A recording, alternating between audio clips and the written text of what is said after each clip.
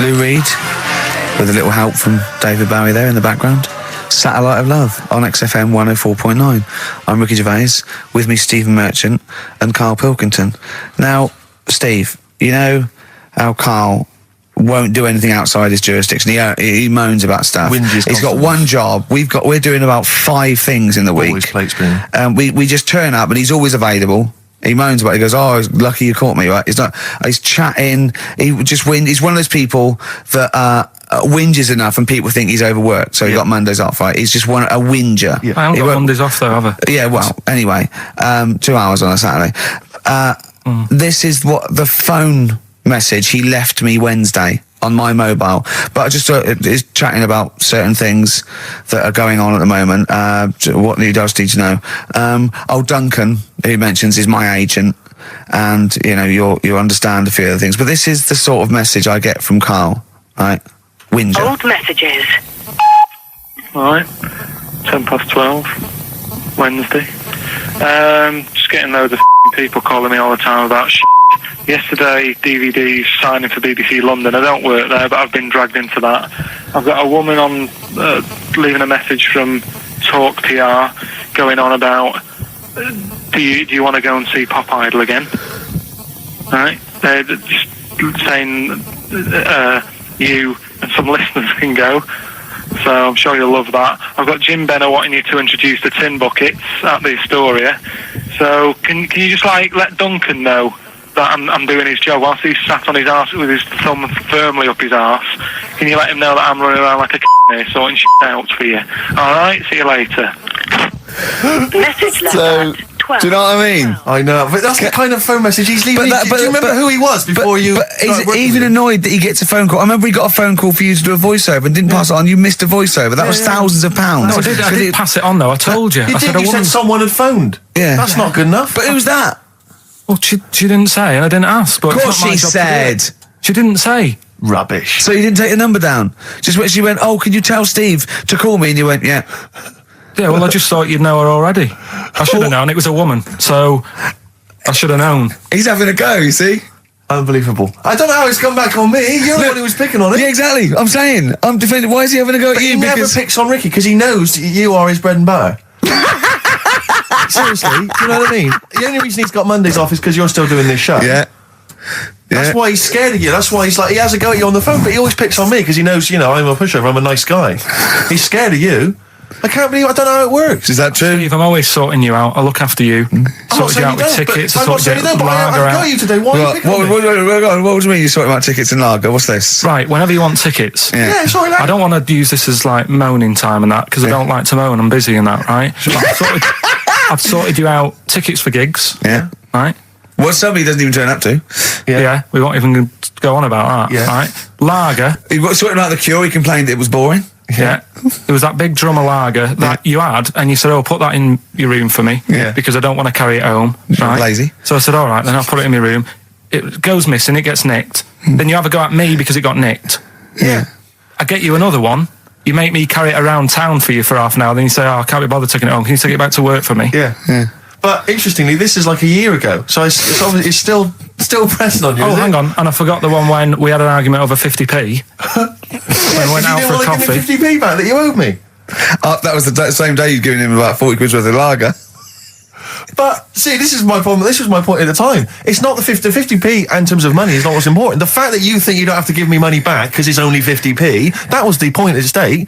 It's me who makes a decision. Oh, don't worry about the 50p, not you. It's only 50p. I'm not going to give it to you. Do you know what I mean? There's got to be rules, otherwise it's chaos, Karl. Come on, mate. All right? I don't want to fall out about it. No, that's not all right. Should we kiss and make up? Do you want that? Do you want to do It's that? all right. Yeah. Well, should we play a little record and come back to this? Because I can't believe it started with you slagging him off, Rick, and I've ended up as the monster. I know. Bit of R.E.M. Yeah. Out of Time by Blur. Luckily, we're not out of time. Got another hour and 25 to go. So it's not over yet on XFM 104.9. I'm Ricky Gervais, with me Steve Merchant and Karl Pilkington. We've had quite a lot of emails, as ever, Rick. I should just say, because we're very lazy. It's a much listened to show. We're very lazy people, and we rarely reply or read out the emails. But I never read the emails. Absolutely so never I rely, if I haven't replied to them, or my mail, Steve opens my mail and reads my emails. So if I haven't replied, it's just because he hasn't passed it on to me. Yeah. Okay. But I haven't passed it on to you because I know you'll never reply. Sure. You know, I'm just cutting out that. But I just want to say thanks for the emails. We do read some of them, and we do appreciate the fact people send in jokes. I appreciate it. I love it. We've had to do anything towards it. Sure, we had an email from Jack. He just said he missed the last 2 weeks' shows. Has he missed anything?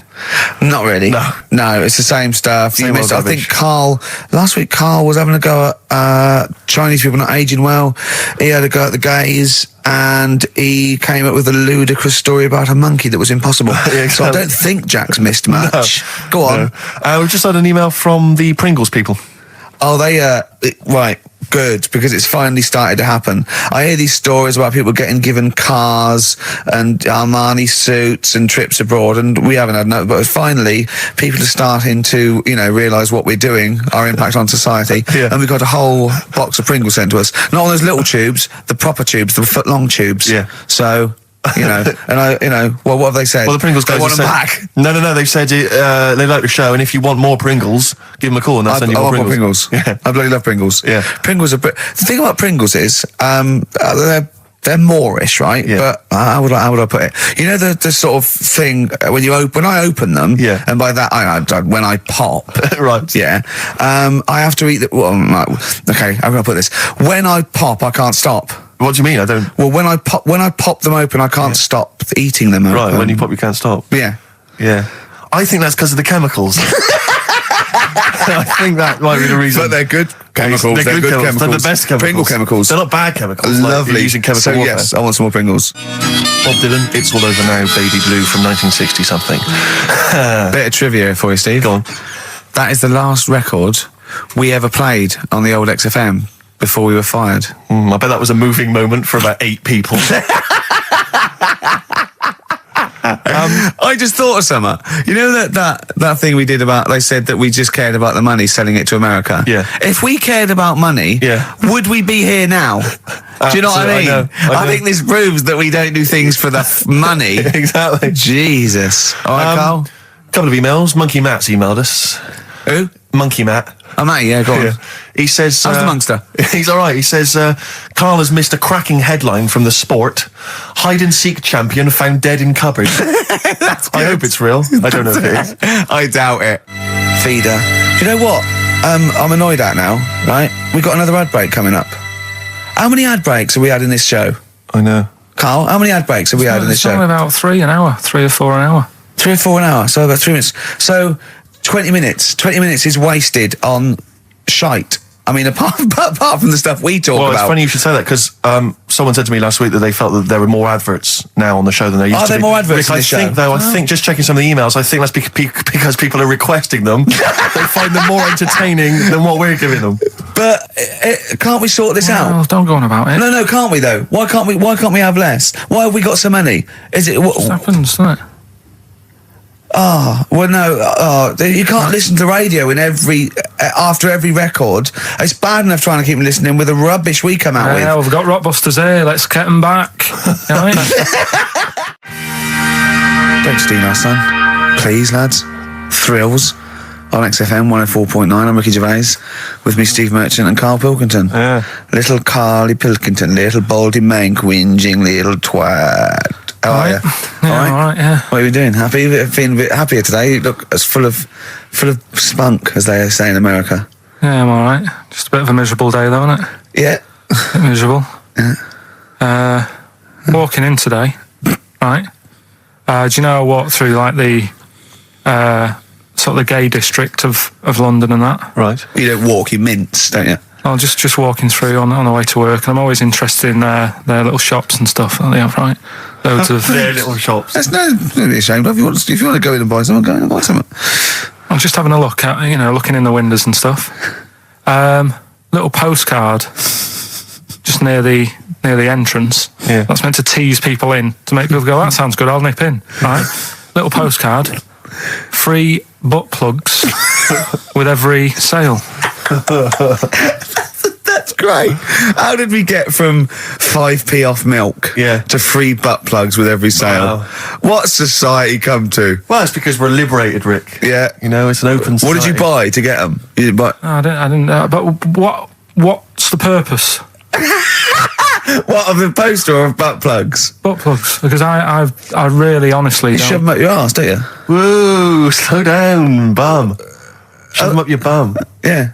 But when? Is that just like when you're doing whatever, doing stuff around the house? Or? I think it's not to keep things out. Is it like you would use a plug in the sink to keep, the water in the sink? Oh, if you're not gay. Get that? Oh, yeah. No, I know what you mean, yeah. I don't know. No entry. What is it? I mean, I don't understand what I that's don't know. I assume it either feels good or are they... well, I've got to be careful here. Or are they sort of like breaking it in? Right, yeah. Do you know what I mean? Like it's like a shoehorn. Sure. or yeah. It's like when you stick paper in your shoes if they're a bit tight. Or those people who sort of like put little bits of wood in their lips, and then as soon they've got big plates in their lips. Yeah. Same with the butt plug. It means you can, you're ready for anything. I don't know, do I? Carl's face. Well, if you know what butt plugs are used for, then why not get in touch? Ricky Gervais at XFM.co.uk.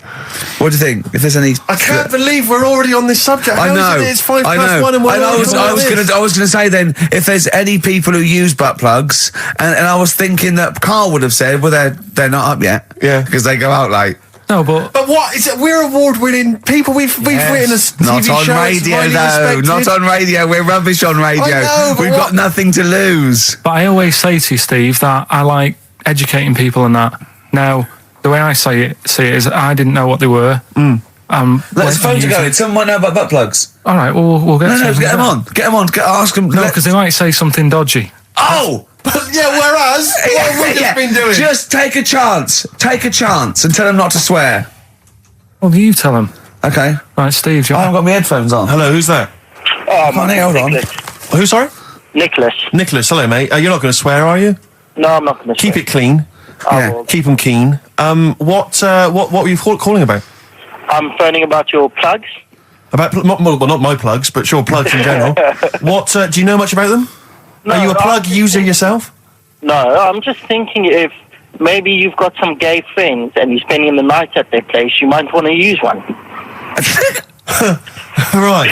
What, you mean experiment with them, or...? No, so you can make sure they're not going to do anything while you're asleep. Could I suggest, just lock the door? I mean, that is easier to me. Can I make a bigger suggestion? That's probably the most homophobic thing we've had said on the show today. Thanks very much for your call. Right, okay, good. Well, that's why we shouldn't put people on the line. Just, without checking first. I think Carl's made a good point. That's the calibre of listener we've got. Carl, come on, what's the matter with you? Oh, Thorns. that's all. No blue sky. Beautiful, isn't it? And that a great track. It's all right, yeah. Just had an email, yeah. That woman who opened the Office script could have her head cut off. Apparently. When a letter is posted, it becomes the property of the Queen until it reaches the person it was meant for. By opening it, she's committed treason and could be killed. I don't know if you're familiar with this story, Carl, are you? Go on. Apparently, some copies of the Office Christmas specials, scripts, got sent to the wrong address. Some woman. And, I don't know what you do in that situation. Normally, if I get mail that's not addressed to me, I just give it to the postman or put it back in the postbox. Radio 1 tried to speak to her, but apparently she's got a gagging order, which makes us think that she sold it to the Sunday. So we'll read it. We'll read the plot of The Office tomorrow in the Sunday papers, which ruin it for some people. Ruin it for a lot of people, yeah. But the other thing is, I mean, if it was sent to her, obviously her name wasn't on it. Oh. If that's true, in which case, I think that's quite a serious offence, isn't it? I would hope so. I mean, I would hope that, if I sent something in an envelope, it was... But the BBC, the BBC thinks that because the person they said it was meant to be sent to got his, he thinks maybe that's an excuse. Maybe someone gave her the script and said, don't say it came from me. Yeah. So... I don't know, maybe she's protected someone, I don't know. Yeah, well, if that is... Well, either way, don't sell it to a newspaper. Well, It's just the kind of mercenary nature of it that I loathe, It's the fact that it's only just now makes me wonder if she had it there lying around in her house and someone said to her, well, why don't you go to the papers?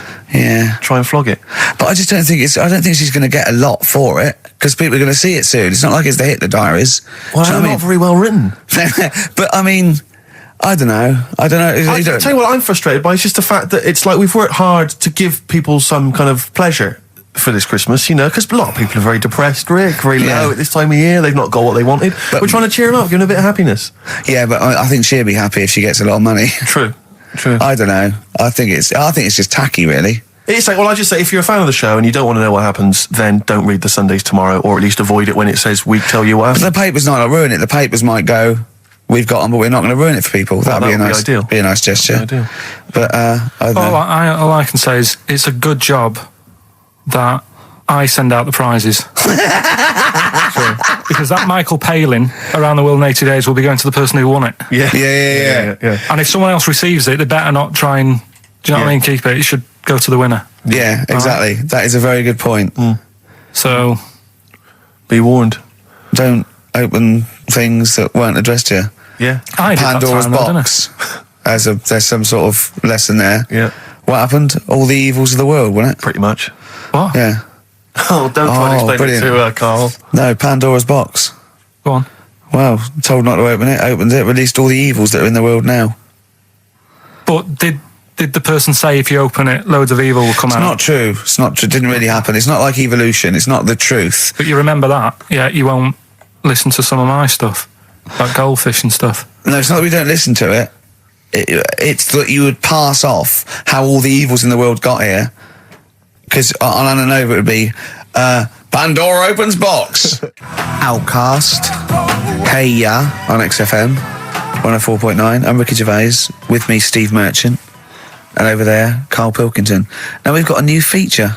Well, I don't know if it should become a feature every week, Rick. I'm not sure it's got legs for that. But maybe in the absence of Rockbusters. Basically, I was looking through the pigeonhole, and we got a lot of stuff sent to us, a lot of junk, stuff we don't really want. And a lot of people, for some reason, they send us... Begging letters, a lot of that. We get sent a lot of CDs by people, bands, artists who have not yet been signed. Maybe they've knocked something together in their bedroom. They got a band, and they just, for some reason, they want our feedback. They want us to sort of give them some thoughts on what they think, where they're going wrong, stuff like that. And I just thought, I was having to clear out, and I thought, why not just give them a little chance, Just throw them a bone, Rick. Honest critique? Honest critique of some of the artists that sent us stuff. Okay, these are bands that have not been, they've not got a record contract. This is exciting. Okay, name the 3 bands first. Well, we'll go through them individually, and I'll hear a little snatch, and then I'll get your opinions, both from you, Rick. I know you've been in the music business, you've got a good general knowledge of music, you've got good taste. Big time, and also big time. Karl Pilkington's views as well. Yeah. We know what to think of them. So this first band is called Kellerton Road. I'm sure they're very excited. As I said their name then, they probably can't believe it. They're phoning each other now. They're getting so excited. All friends are phoning them now. Yeah, Turn your phone off. They can't people in this band. You don't want to... Yeah. Well, okay, then Kellerton Road. Kellerton Road. Play a track from them. So that's Kellerton Road. I think that's a track called Secretly. And looking on the back here, there's 6 of them in the band. They all pretty much look the same. They got the long hair, the usual sort of look. What do you make of them, Rick? All right. Yeah? Quite like that? Good, yeah. I mean, bit generic. The chorus was a little bit simplistic. I like good production, good Good musicianship. Reminds you of something maybe like the Thrills, that sort of thing? Yeah. I mean, good. Jukebox or junk box? What's a junk box? I'm just trying to make it sound snappy. Jukebox or junk box? Don't, because you haven't got it. Don't ever stick to what you're good at. Okay. What, being sexy? Just sort of watching Doctor Who and stuff. You like that, don't you? Yeah, I love it. Okay, then right. What's the next one? So let's just ask Karl Pilkington's opinion. Karl, what were your thoughts? Yeah, it's all right. Yeah. That's it, is it? Yep. Is that why you no longer write for the enemy? Go on. So what's this next one you've got for us then, Karl? Toffee. Toffee. It's called Born Depressed. Oh dear. Brilliant. Is it about you? I quite like that. Yeah. I sort of bit glammy, bit underground. Yeah. What do you make of the name, Toffee? I don't like the name. It's not great, is it? No, but I quite like that track. Quite like the track. I'm just looking at the CD. They've made it themselves, and basically the band feature on there completely nude. Oh. What do you? Well, we know what we think of that. What do you think of that, Karl? I'm happy with that. Let's have a look, though. Have a look there. That's no point, is it? There's quite a lot of blokes, and there's one naked lady. Just having a look, though. Yeah. What are you looking at the blokes? What are you looking at? Why are you looking at the blokes? That's knob. Just having a look. But you look at their knob. I can see by the way your eyes are looking. I'm looking at the woman's knob, though. Well, she won't be happy with that. No, that's a bloke, Karl. Yeah, that's where you've been going wrong. Yeah, that's the woman. Yeah, that's what I was looking at. That one, the woman's knob. So that's all right. Yeah, good. So Rick, hit parade or shit parade? I don't know if it's going to be. I don't think it's going to be a hit yet because I haven't got backup. But I think we're looking more about whether they get a record deal. Do you think they deserve one? Yeah, I like, thumbs up for both of them. Okay, excellent. Well done. All right, well done. And Carl, play the last one then. What did you make of it? Sorry, we didn't ask your opinion. We weren't interested. Nice to see him on CD UK. Just like that on the CD cover. Okay. And this last act, I think, is this right? Picture Centre? Yeah. Picture Centre. Picture Centre. My favourite. You like that? Yeah, that's my favourite out of all of them. Good, there's a bit of Amy Mann in there. A little bit Cocteau Twins. Yeah. No, really good. I really like, really good, really intriguing that. Karl Pilkington? Yeah, it's all right. If you didn't like it, what would you say? It's weird though, isn't it, music? No, do you know what I mean? It's like, it depends what you're doing. Do you know what I mean? That's all right. If you're just having a game of crib or whatever, it's just on in the background. That's the thing with music. I don't think you can sort of slag any of it off. It's times, and it depends what mood you're in and stuff. Yeah. So this is a pointless feature. It's a pointless feature. We'll do it I again didn't then. come up with it. No, I do. All right, don't slag it off. Okay, we'll do that again then. I was quite enjoying that, but okay. No, do you understand what I'm saying? Well, That it's not worth having an opinion about music. Well, I'm not that bothered. I'm just saying. imagine if he was on the panel of Fame Academy or Pop Idol. Yeah. That'd be great. It'd go along, and Nicky Chapman go, yeah, you've really improved. I really like that. I don't know what you're wearing. Dr. Fox, you were hot, baby. I loved it. Like your legs, like all your boobs and all that. Brilliant. Come to Carl. Not bothered. All right. Yeah. Brilliant. No, we'll keep it up. Play a record. Yeah. Oh, come on. This is my favourite. Can I change? Well, this is my favourite out of all four of them. Lynyrd Skynyrd. Yeah? Yeah. Slam dunk this puppy. Jet and roll over DJ on XFM 104.9. All right? Carl, just an email, a question for you. Can you please let me know which school Carl went to? What school do you go to?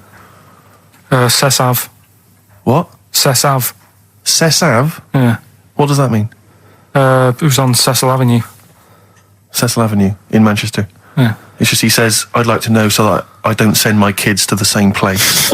He also says, P.S. Does Carl look like Gollum in Lord of the Rings? Yes. He does, doesn't he? Yeah, that's very good. Yeah, in fact, I was just putting a little bald wig on you, wasn't I? Like he needs one. Yeah. So, if It's you just want some to of the fun and games we have when the songs are on. Yeah, did it hurt? Just a little bit. The bit that worried me is when you said, let me just staple it. Yeah, well, I was trying to get it under your chin because it looked funnier, and he was scared. Oh, Can I just give you a little fact here? Someone's emailed in for you, Carl. They've sent an interesting fact for you. I think you're going to be interested in this. Don't read it on the email. Let me read it for you. I think you'll be excited. An interesting fact from Carl. That's from Toby. He says, Attila the Hun punished some fella who annoyed him by cutting off his arms and legs. You'll love this. And stitching his arms back where his legs should be, and vice versa. Look at his face. Look at the little smile that's just cracked on his lips. That is the kind of fact you've been waiting for all day, isn't it? So go on, again, so... Attila the Hun, right? Some guy didn't like. He cut off his arms and his legs, and he stitched his legs on where his arms should be, and his arms where his legs should be. Look at him looking at his body, trying to picture it. yeah. I'll let it sink in for a little while, then I'll ruin it for him. Carl, what are you thinking? I'm just picturing it. Right, he would have died. It would have been tokenistic. There's no way that person could have lived through it. So it was just for Attila the Hun's fun. He probably put him on a stick outside his gate or something. There's no way in those days that he could have gone through complete limb amputation and... So would he have wore a jumper for pants? Who's the winner of the competition? From Walthamstow, it's Joe Ogden. Well done, Joe. You got the correct answer, which was what? The Fellow with two heads at number 50. number 50. Is that it? Are we off? Yeah, that's it. Yeah, all right. Cheers. More of the same drivel next week. Bye. Bye. Placebo, special needs on XFM 104.9. Email in where Lanzarote is. I don't know if it's Italy or Spain or Europe or maybe Africa. You know, these are the sort of things, these are the reasons I come into it, to at least learn something, innit, Carl? We've stopped educating Ricky, so I've stopped learning, you know, about things like the woman who ate mud all her life. We've had a lot of emails, Carl. I don't want to sort of put a dampener on your Christmas, but a lot of people have been slagging off Lanzarote. One of them just said, well, one of them just, I don't know if I can find it. It is Canaria, isn't it? It's It is one of the Canaries, isn't it? It's a volcanic island covered in volcanic dust. It's very windy, so you have to dig a hole to sit in on the beach, and there's hardly anything to do. That's from Mike Godham, and he says, unless you like quad biking, well, you know, you've seen what happened to... no, don't go quad biking. No, with your little head, there's no protection at all, is there? I don't know what you're thinking. I don't know. At least Rick Mann and Ozzy had lots of hair. Yours would be like Humpty Dumpty. It would crack like a little egg. And then we'd seen, there's no kings or kings horses. So, they couldn't do the job anyway. No, shouldn't really send them. They're not really qualified. Horses not equipped to put back a medical man like Neil Fox in. Yes. To mend but not eggs. Some kind of military horse. I bet he's had the egg on his face a few times, hasn't he? What, Foxy? Yeah. Well, most of the series are Pop Idol. Right, Carl. Lanzarote, good or bad? Well, you got to give it a go, haven't you? Yeah, well done. Give everywhere a go. Exactly. That's what I was saying. You know, don't just take the word for it. I mean, if it had said an Alanova, Lanzarote shit, he'd have believed it. Sure. You know, if he'd have overheard it in a pub, Lanzarote a crap, he'd have believed it. He'd have seen it on a website that was mainly concerned with monkeys and witches, he'd have believed it. Yeah.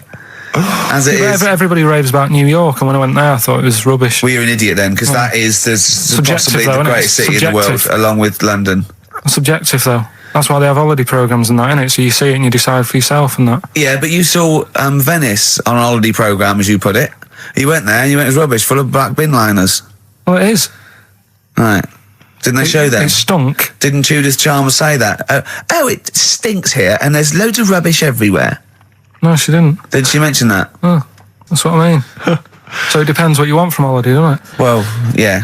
But So you're an idiot if you don't like New York, so next. Anyway, come on, break up, guys. Kiss and make up. Yeah. Carl, we've had an email, some old Rockbusters. Someone's emailed in. They wonder if you can get some of your old Rockbusters clues, your old genuine Rockbusters clues. I know Rockbusters has come back. Well, of course today he can. It's the way his brain works. Well, indeed. But I think you'll... maybe you can also enjoy the challenge, Rick. Yeah. And you at home. I remember them as well, because I remember how angry they made them. Here's some old Rockbusters. That army's got some nice trenches. DW. That army's got some nice trenches. DW. No. Dandy Warhols. That one works. It's not bad, is it? That's why I didn't get that one, because it worked. Yeah. Yeah. Okay. She's only got one sticker left. it was actually he's only got one sticker left. Oh, okay. He's only got one sticker left. The band His Last Sticker. Exactly. With Justine Frischman, His Last Sticker. They were brilliant, weren't they? What happened to His Last Sticker? Are they still going? He'll strap some chocolate to your feet. That's A. A band or artist. A. He'll strap some chocolate to your feet. Go on. Aerosmith. I don't know really what that means, but... And finally, you'll have to... Aero Cobbler. Well, yeah. The well-known Aero Cobbler. And you'll have to stick her in the oven. AB. You'll have to stick her in the oven. See, he thinks blacksmith means like just shoes. Like it's not the smith. It's the smith part. A smith is just a right, isn't it? So it doesn't. I don't know. Aerosmith. What does that mean, Carl? What does that mean? Come on, you'll have to stick her in the oven. AB. Yeah, I know that one. Yeah. Yeah. What is it? But it doesn't work. Apparently it does. You'll have to stick her in the oven. AB. Single or artist. What, Anita Baker? Anita Baker. Why you have to stick her in the oven? I need to bake her. Oh, I need to. But why didn't you say like you'll have to get his hair cut and put a nice white chef's hat on? That's Anita Baker. See, that works. That works, Carl. I need to bake her. Doesn't work. It is shite. Okay, well, listen. Before you judge, listen to today's Rockbusters. Okay. They're here with us now. Here's Karl Pilkington. He's got back just for Christmas. Brilliant. I've only got two really. What? Because I was trying to work one out before, right, in my little room. Yeah. I was looking at different band names, thinking, what can I do? Yeah. Couldn't concentrate because Ricky was in there trying to spray deodorant all over the place. Right? Well, you should have done them yesterday. You should have shut me out.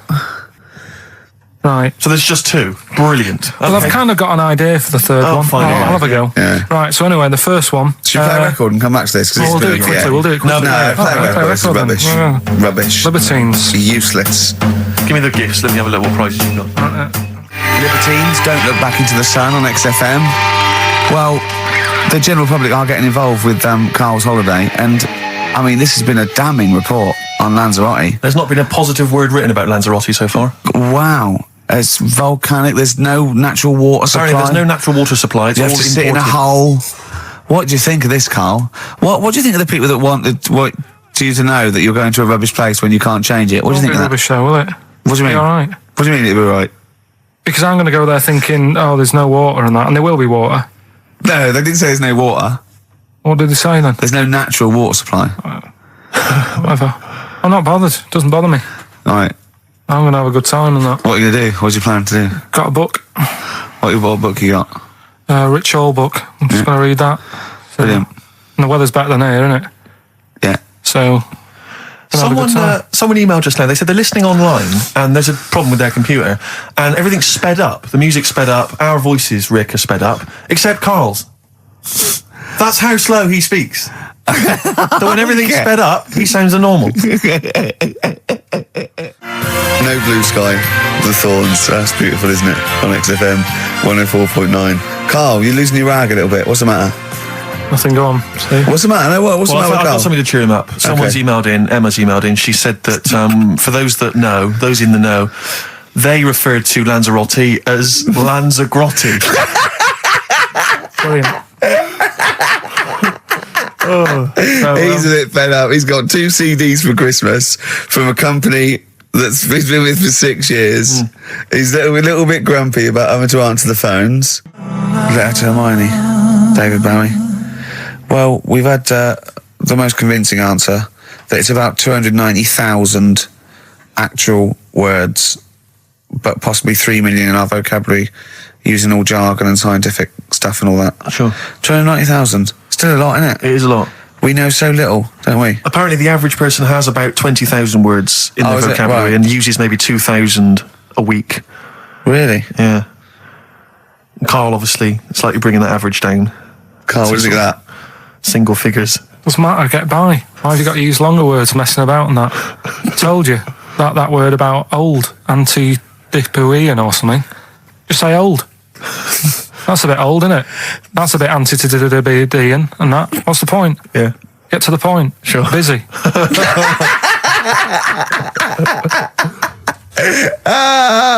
Right, okay. Are you in a film this week, Karl? We're doing that now. Yeah, go on. Get it over with. Hang on a minute then. Get it over with. Let's get this show over with. We can go home. You can go off to Lanzarote and sit on some ash. Some charcoal. He's not happy about that. That's annoyed him. The listeners have all ganged up on him. Yeah. XFM giving him 2 CDs. We've had more calls for his resignation this week than ever before. What do you think of that, Karl? What do you mean? There's another reason. Do you know what I mean, though? Because he's grumpy, he's not just giving it, he goes, well, I can't help it, can I? I don't want it. You're being paid well to do a job.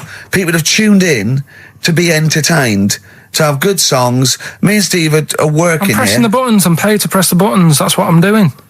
Has every CD started on time? Then Yeah. why would they give you Monday off if you just paid to press the buttons? Don't get every other Monday off, do I? So have you stopped doing that now, have you? Well, yeah. Why? Because there's work to do and that. But I'm not moaning about it. Let's get on with it. Blair on XFM 104.9. I forget the name of that track, but it's good. Good song. Thanks very much. Oh, good song. Yeah. Oh, right. I just thought you were complimenting giving his him. opinion. Right, Yeah. go on. The what? Are we still on the air? Yeah. What are we doing? Merry Christmas. We got someone on the line. Oh, right. He's here. Who's that? Ricky, Yeah, go on. it's Jonathan. How are you? Good. It's only TV's Jonathan Ross. Ross, turn your radio down, you idiot. I'm here. I like to. I haven't got a radio on. What are you talking about? We can hear the feedback. Well, I haven't got it. It's not my fault. It's your incompetent radio station. And also, didn't you hear we said don't call him, we don't want to speak to the listeners? I'm not a listener. I'm a visitor to your shores. I'm special. You know that full well. I know you're special, right. Yeah, exactly. What have you got a name for the band? Yeah, you ready? Yeah. Lump. B-L-U-M-P. I tell you for what, you can't have a normal word. If it's the monolith band of all time, if it's the big, you can't have a regular word. It doesn't make sense. How can you have a regular word? All these ideas you've come up with are rubbish. You need a word which only stands for that one thing. No one's heard it before. No one will use it again. Blump. I can't help but feel that that's a more appropriate name for maybe one of Ricky's bands. Yeah. I love seeing that picture of him in that band. You see it everywhere these days. He was like a girl. He was like a little girl in a suit. It was like a little dyke at a wedding. What was that? That's got to be the kettle calling the pot black, surely. Yeah, I've always got nothing but 100% heterosexual. We're not sure about. There's not anything wrong with it. I know that, but look at you. I actually had to get that in. There's not anything wrong with it. I'm Jonathan Ross. Oh dear. I was thinking the other day, right? Oh, yeah? The Comedy Awards. Yes, sir. You didn't have to say some awful things about poor celebrities, poor has-been celebrities with coke addictions and fat lips and faces that where surgery's gone wrong and everything. And when they're on the show, they're going, "Oh, you look lovely." Yeah, I'm nice to them. good. Well, I'm nice to them to their face, but obviously when I'm not with them, I like to let my true feelings be known. What's wrong with that? That's how everyone Well, I'll tell you what, you can get anything off your chest you want on this show. Any celebrities you want to talk about? There's no one listening. Yeah, it's just between me and you. A lot of people listen. They listen to my show, and after they've had a few hours of good laughs, they like something bland to just cool them down afterwards. So they flip over. We know this happens. Did you mention my DVD on your radio show? You know what? I forgot to. I forgot to mention it. Christ! I meant to mention by the office, but I forgot to mention it. And then I thought afterwards, it's not like he needs the cash, is it? It's not like he needs it. It's not like it is, but he's probably earned more money in a short space. You're like a lottery winner, and you've got about as much taste. You're like one of those burglars who's won the lottery. I am. I'm dressed like an Albanian window cleaner at the moment. Burglar from Reading who won the lottery, and now he's fritting it away on what? I do feel sorry for my neighbours. I've moved into a really nice place. I feel like it's the hillbillies. No, it's nice you've moved in though, because it's nice. It's given them something to sort of talk about behind your back. You've united the whole block. Right, go and play with some Japanese wind-up toys now. I'm going home to play Mario Double Dash with my son. It's going to be a good afternoon. I phoned you once after I'd finished my show. It's about 3 Yeah. And I don't mind if I said, "How you doing?" You went, "It's brilliant." You said, this is what you said. You went, "Everyone's out. Jane's taking the kids out. I've already masturbated twice, and I'm playing with a new Japanese toy." I'm masturbating now. Yeah, Kings of Leon, Wasted Time on XFM 104.9. Sorry, I was sidetracked there by just some of the band names. Now listen, I want to put in 2 of my own. I want to win that pile of tat out there, right? I've got 2 names here, okay? We should just remind people in case they've just tuned in. Oh yeah, Ian Canfield has chosen his mega band of all time. He's got Keith Moon on drums, he's got Lemmy on bass, he's got Keith Richard on guitar, he's got, who have you got singing? Robert Plant. And their manager is Vance. But he needs to announce them at Wembley Arena. They're already sold out. They're at number 1 in the album charts. They're the greatest rock band of all time. And I've got 2 suggestions. Okay. What about this? Please welcome to the stage. Tungsten lung hemorrhage. Yeah, good. Yeah? Please welcome to the stage. God dildo. God dildo, interesting. Nice juxtaposition there of God, the almighty creator, and a dildo. Nice use of some contrasting imagery there. Yeah. Powerful and topical. Tungsten lung hemorrhage. Yeah. We've had a couple also on the email. People didn't really include their names, but who cares? Please welcome to the stage, Balls of Steel. Balls of Steel, yeah. And we've had like Brain Hammer. Yeah. Brain Hammer's good. I Lots like of Brain Hammer. brain-related stuff. Quite liking the idea of tumour fish. Juma fish. Juma fish is very good. I like Juma fish. I just wonder if there's one more contender. I don't know who this was, Ian, that phoned in with it, but possibly it's topical. Deathly Hem. Yeah. Deathly Hem. It's brilliant. Oh, it's Deathly Hem. Please welcome to the stage, Deathly It's Hem. Deathly Hem. Who's that? We've got to give it to I don't know who that was. Oh, well, if you came up with Deathly Hem, email again. Deathly Hem. It's the greatest name for the greatest rock band of all time. Will you please welcome to the stage, Deathly Hem. Turing Breaks, Mind Over Money, XFM 104.9. I'm Ricky Gervais, Stephen Merchant, little Karl Pilkington. Yeah. A couple of emails. Different people have visited various tourist attractions. Oh, yeah. Let me see who's this from. I'm not quite sure. But thanks very much indeed for it. So there's a link here. It's apparently in Devon. Barometer World. Brilliant. It's the world of barometers. It was established in 1979. And by one bloke who had a lot and thought, I can charge a quid for this, definitely. Here's the out of his own house, probably converted back scuttle. exactly. Yeah, that's not a euphemism for a sexual act. But look at the webpage here, Rick. There's a picture of a beautiful barometer being held by a beautiful lady. Lovely. Who's definitely his daughter. Yes, definitely. Come on, Kathy. Oh, that. Dad, no. Come on. Undo your top a little bit. Dad, definitely made to do that. Yeah. Oh, that slight look of I hope no one I know sees. Just checked out Barometer World. Barometer World. Yeah, that's available. If you want to check that out, www.barometerworld.com. That's Now, all the, barometers.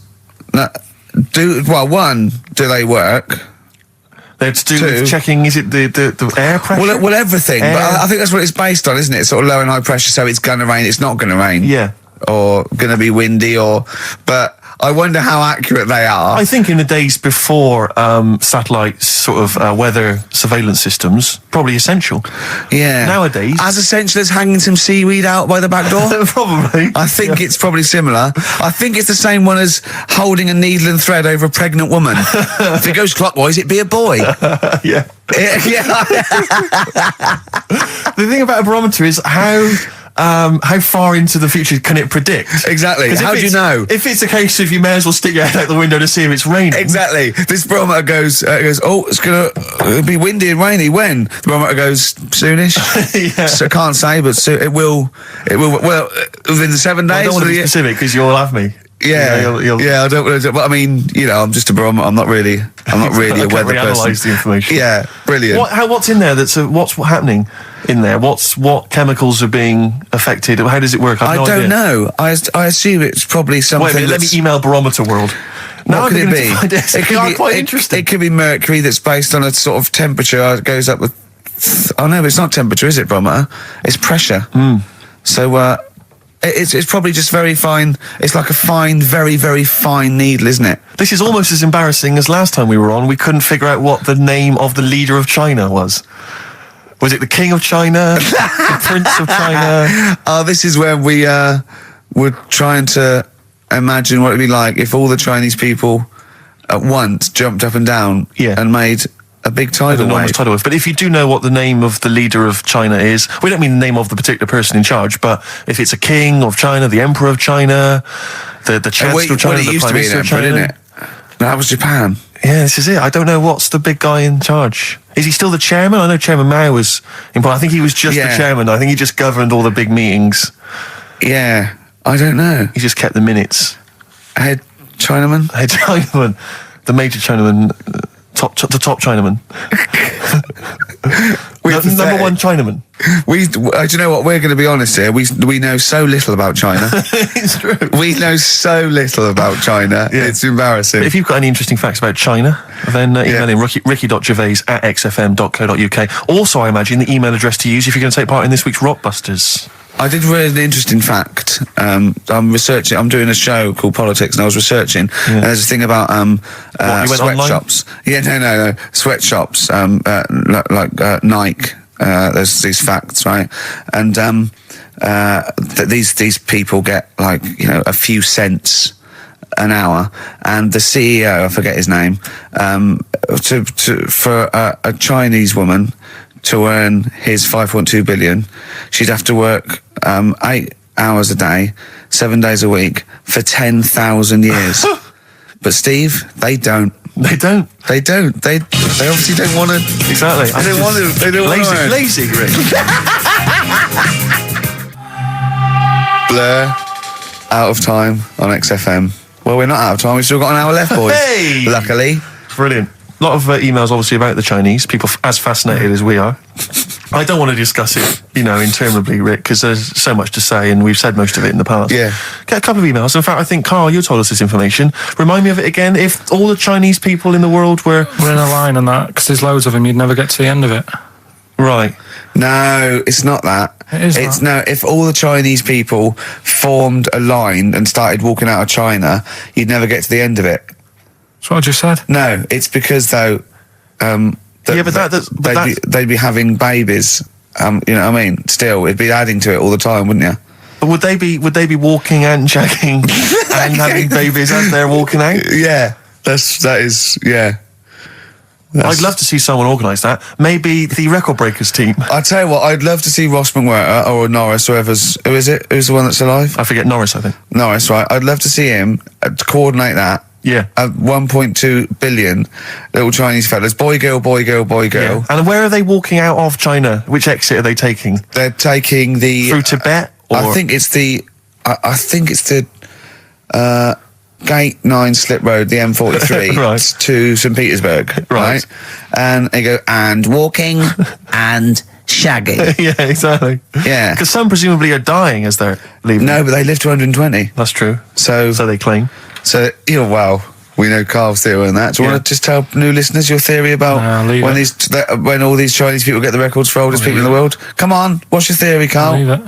Carl, just that they're probably lying. Why? That's all. Because a lot of them don't age that well. Some of them do. A lot of them don't, and they always look older than they are. I read the other day, right? Do you know the one who was the oldest woman in the world, right? Chinese woman, right? The way she did it, it was. She didn't die. That was her secret. Yeah. What she did, she got up every day and didn't die. No, she was like awake and that, and then she'd have 2 days just sleeping. Right. So she wasn't really that old. What do you mean? Well, she'd only sort of lived half of her life in a way. Well, we all live 2/3 of our life, don't we? No, but she was like awake and that, and then she'd go, I'll go out of bed, and then that'd be it for 2 days. Carl, you're a second-time buyer, aren't you? Yeah. Bought one in Manchester. Lost $7,000 on that one. Well, don't buy in Manchester. No, it's a good flat. It's just it wasn't. I didn't buy it to sort of make money. I thought I was going to be living there like all my life, and then a job came up here, and it was like, oh. You bought your first flat in Manchester. You assumed you would be living there for the rest of your life. Well, I wasn't in a rush. Play record, you're an idiot. Hang on a minute. So have you got a property portfolio? Have you got the 2 houses now? No, I've got rid of that one. Oh, you sold that one? Got this flat. £7,000 Got this flat. I'll tell you something that is interesting. Hold on, though. What? £7,000 lost. Yeah. It's a flat in Manchester, but it could only cost about £8,000 anyway. Right, Steve, something they do now, right, they've got to do by law when you're buying, right? I was looking at one in London, right? It's haunted. They've got to tell you now. Right, don't talk shit. I'm telling you now. Play a record. I'm telling you now. Yeah. There's no such thing as ghosts. That is ridiculous if that appears on a legal document. Right, if there's anyone who sells flats and that, does that for a living. Yeah. Right, email in, because I'm telling you now, that is a fact. She sort of dropped it in. I said, oh, nice feel here. And she said, yeah, well, that'll be the ghost. Just dropped it in, that's all they've got to do.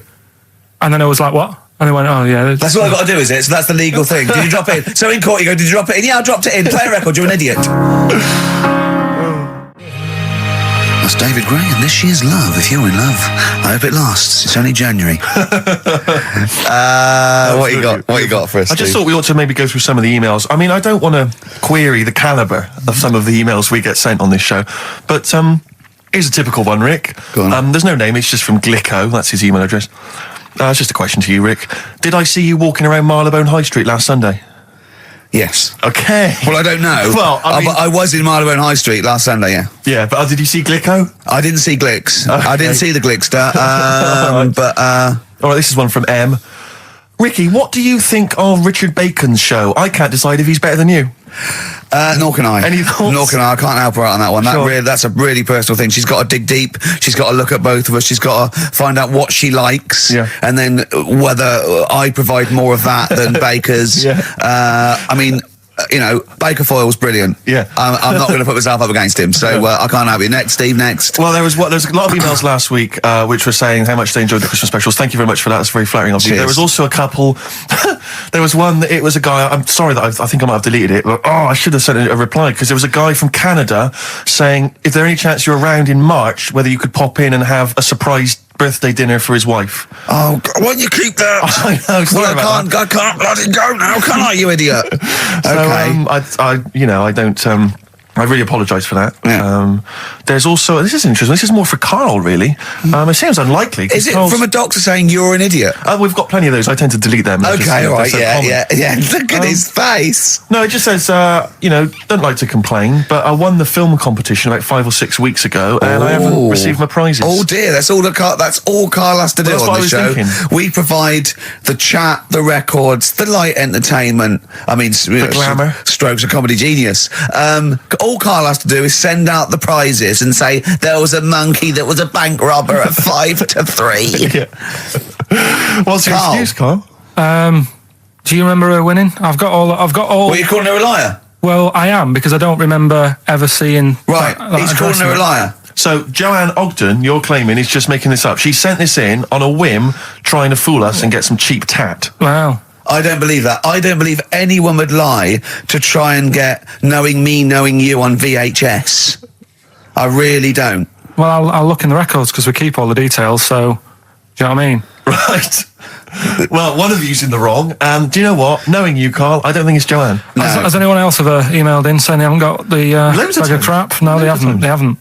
Well, yeah, one mistake's one too far, because that's one person. So you might send out 30, but that one person, that's the first time they've won a competition. They want the history of Wind narrated by Donald McIntyre on VHS. Yes. And Stephen King's It on Betamax. Yeah. No, they sometimes they want the best of Primal Scream on a cassette. Exactly. So you've got to make sure you're sending these prizes out. Yeah. Final email from Andy. He says the webcam is pointing at the ceiling. Is it because the air conditioning vent is more exciting than what happens on the show? Let's put that down now. I think that's absolutely right. Hold on a minute. Now, just if someone is that good. People love the webcam. I don't know what they're interested in, because all they get is a picture of Karl's big head. It's not as big. It's just round. Oh, got it right. Yeah. Karl, I'd like you to play the next tune. I got sent a little cheeky primer for The Cure's Join the Dots. It's B-sides and rarities, lots of stuff from them, from all over the ages. And it's amazing how good their B-sides are. Here's one of them playing. Yeah. Black Rebel Motorcycle Club, spread your love. It's time to give Karl... You're actually nervous, aren't you? I'm a little bit nervous. Just to recap, Karl is 30 this year. He never went to get his results of his GCSEs. So myself and Steve took it upon ourselves to phone his school, track them down, and we actually got your results. What did you think you took? Did English. Right. Maths. Yeah. Art. Right. And I think I did physics. Okay. Well, you didn't do any of them. Eh? You didn't do any of them. You didn't register. You registered for one exam and took one exam and got results for one exam. So I don't know what you thought you were turning up to, or you weren't registered, or you didn't. You're familiar with the notion of registering for an exam. You have to kind of officially register in order to be eligible. What do you mean, register? I turned up for a couple. Yeah, you can't just show up. You have to register for them. You have to pay this because it costs the school money, so they have had to have paid for you if they thought you were going to pass. You can't just turn up on the day and ask some paper at the front. I never got a letter telling me that. Well, that's because you were never at school. But you did somehow register, or registered for one exam. You registered for history. It's a topic that you've always been interested in. I was saying to Ricky before, World War II, I loved it. Not the actual event. No, the study of it. All the stuff like about the Anderson shelters and stuff like that. Yeah. And the bombs and that. Mm-hmm. And then when I took it, it had nothing to do with that. It was more about the Tudors. So the Second World War didn't come up? You mean there were no questions about the Anderson shelters? Nothing. That's devastating. So what are you expecting the result to be? Is that seriously? Is that it? Yeah, it's the only one you took and registered. As far as the school is concerned, or certainly it's the only one that counts. It's the only result. It's the only one that counts. Yeah, you've got. I don't. Did you register for yours? Yeah. Yes. I've got certificates and everything. So what, do you do that before the exam? Do you have to go somewhere and sign something, or...? Yeah, you don't check your results and then decide if you want to register. It's not like Millionaire, when you look at the question and go, I think I'll take the money. Yeah. You go. No. But anyway, you must have registered for one, or maybe your teacher put you in for Well, I didn't do it. They must have been confident. They must have been confident. They must have thought your best bet was history. Right, so what did they get? You got an E, which I think, I mean, technically, is a pass. E? It's a bad pass, but there's F, How and there's much You're not going to be doing a PhD. you can get an F, right, which is fail, and then a U, which is ungraded. Now, I don't know why the U exists, because F means you failed. U is like them going, you not only failed, but you wasted my time. So We're annoyed that you took this exam. So you thought they'd register me to get an E? Well, they didn't. Well, they didn't. I think they were hoping. It was rather like you with the lottery. They were hoping for something better than You nothing. see, I assume that the man who registered for that thought he can scrape an E if Anderson Shout was come up. Yeah. Well, that's it. You've got. Now, what I'd like to do, Carl, is I've started your re-education. You've read a book on Rasputin. I'll be asking you a few questions about that later. I've got another book for you to read next week. Next week, I'm not in the mood. What? Not in the mood. Oh, come on. Look, what's that? What does that say? It's that fella. It's a picture of the bloke that he used to use for Citizen Smith. Yeah? Che Guevara. Yeah. Yeah. He was quite happy, I think, when he found out that Robert Lindsay was involved. He went, yeah, of course you can. No worries, yeah. What are your feelings, Carl? What do you think? Are you emotions depressed? I'm just a bit annoyed because I'm sure I turned up for more, so it just wasted me time. Listen, they don't matter. I'm sure you're doing very well. You know, you can educate yourself. GCSEs are merely a step on the ladder to help you, not just for education, but, you know, they're more vocational than anything else. You're doing very well, and you're reading books. Don't worry about it. But It's not I'll suggest something. But if you want, I'll pay for you to take history again. Carl, we'd love to see you get a C or above. And Well, we're I'll willing pay to... for you, and I'll get you some books. Right, now listen. We can, let's get, I reckon, when are the exams? June? Something like that, yeah. We'll try and register next week, and I reckon you can get an A or B. I'm history. Busy, I'm In busy. history. No, don't worry about it, it's just easy. Okay, you've wrote his notes. If Heat magazine, they love you, Carl. They could probably sort something out. They could probably pay for a tutor. They got a lot of money, they sell a lot of magazines. I mean, it is almost always, and you found that out, I discovered this, it's always the Tudors and Stuarts. There's no fear for them not coming up. Now, what do you already know about them? You must already know stuff about Henry VIII and Elizabeth. No, because it's too long ago to even get interested in. Do you know what I mean? You can't. Is that why you relate didn't- to it. Okay. The Anderson thing, it was like, God, you know, I bet my mum and dad were in an Anderson shelter. You know, this is interesting. What, when they- Oh, my granddad would have, like, had something to do with this. But the Tudors, it's like, I don't know even if they had a family back then. Play record! As you know, I lent Carl, part of his education is historical education. I lent Carl Gladiator, the movie, on DVD, which he watched on his PlayStation 2, and Rasputin. Do you know last week when you gave me this, did you know my result for history? No. That's weird, isn't it? Yep. Now, right, okay, it's the film review. Carl, you just tell it from the heart. Tell us what you thought about the film, what you thought the... Can I just ask, is this the first time you'd seen Gladiator? You'd never seen it before? No. Okay. And what were your thoughts? Okay. The film review. Gladiator. It's alright. Nothing great. It's like an old, sort of an old version of Rocky done in the olden days, really. Right. A bloke fighting other people. Sure. How sort of well known is the story? Do you reckon people know the basics? Well, just very quickly, just do Right, the plot. quickly. There's a guy called Max. Maximus, yeah. Yeah. There's Caesar, and there's Caesar's kid, and Max goes to war, sort of wins it, comes back. Caesar says, you're good at what you do. I wish my son was as good as you. So I want you to be in charge when I die. His kid finds out, a bit annoyed about it, kills his dad, because he don't want anyone to hear that he said that he wants him to be in charge. Yeah. So his kid gets in charge and thinks, I'll show you. You're not going to be king, I am. You're going to be a slave or something.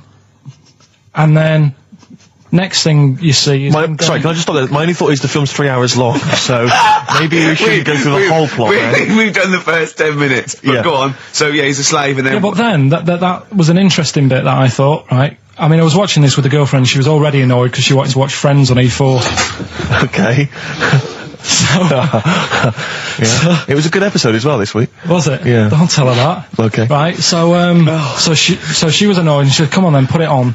And I got it wrong straight away because it says on the back 149. So I thought that was an hour and 49 minutes. It turned out it was 149. No, I thought it was 1 hour 49. Yeah. But it was 149 minutes. Sure. So it overran anyway. By 40 minutes. Yeah. So anyway, the interesting bit was where he was going across a desert on a horse. And I think to show you how long he'd been going across the desert on his horse, he's showing you a shot of the horse's knees and they were bleeding. And I just wondered whether that's what horses do if they run for a long time. Do you know? I don't. Good. Right, so anyway, so he goes on, he keeps going on like this. He's a slave, and then he has a fight at the end with the Caesar's kid, and he kills him. And that's how it ended. Okay, good. What did you think of it? Just generally, what bits? What do you think was wrong with it? Right, well, I've read up on it, and there's already a fact that is wrong. Right. Caesar's kid, he didn't actually kill his dad. His dad died of a natural death. Right, in real life, you mean? Yeah. Okay. And, what's Caesar's kid's name? Comedian or something? I think it's comedian, yeah. Yeah. That's where the name comes from. When a funny person is called a comedian. He didn't actually get killed in real life by Max. No. He died by his sister poisoning him, and he didn't die. No. Are you saying that this is not a historical document? It's wrong. All over the place. Yeah. Well, next week I'm giving you Braveheart, and that is actually true. That is factually accurate. I can't handle it. It is. It was a little Australian fella that helped him out. Just for people who watched it, you know that the guy, Caesar's kid. Yeah. He died. His sister tried to poison him. That didn't work. Apparently, he was a gay fella, and his boyfriend, who was a wrestler, strangled him. Where did you get this information? On the internet. I thought I'd look it up to see how much of it I actually got right. Yes. And that's what I read. Okay, so out of 10? 5. Really? Yeah. Okay. It's no good. I wouldn't get it out. And it's annoying the way it says, like, you know, this film's got to be seen at the cinema, because I saw it at home and I don't think I missed out on anything.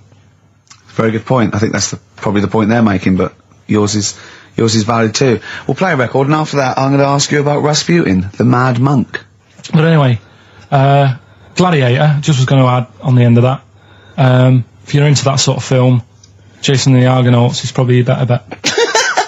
Is that factually accurate? Did you look that up or not? Did skeletons actually come out of the ground and fight? Yeah. I don't know, but it's a more enjoyable film. Okay. And it's shorter. Okay, now, just moving quickly on, just to the last item on Carl's re-education this week. Rasputin, you read a little book about Rasputin? What did you know about Rasputin before you read the book, Carl? Can I just tell you, when I handed him this book, it was my house, he went, is he the one that lived under the bridge? And I went, what do you mean? He went, the fella that lived under the bridge, and you had to pass him with a, and Jane, went, you're thinking of, Rapunzel. And he went, yeah. And I went, well, that's not Rapunzel either. Rapunzel's, you had to say, isn't that, you had to guess his name. The person who lived under the bridge was the troll in the Three Little Brick Rough. I'm a troll, foldy well. So, to answer your question, Steve, that's what he knew about Rasputin. Okay? So have you read this whole book? Can I just have a look at it, Rick? This whole book, it's about the size of a beer mat. Yeah. I'm just thinking, but did you read the whole thing? No. You didn't Well, you didn't even do that. Well, again, some of the names in there are so long and foreign sounding that I just thought, I can't remember all these. So I just got to the meat of the story. Go on, what did you learn about Rasputin? Right. He was a monk. Yep. And, Mad?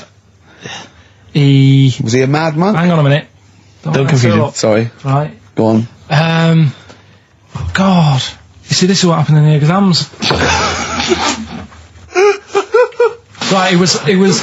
Oh, don't do that when I'm drinking, Carl, please, mate. He loved his women. And that's how the story started off. He had really nice... Story started off, yeah. He had really nice eyes, and that's what everyone fell for, especially the women.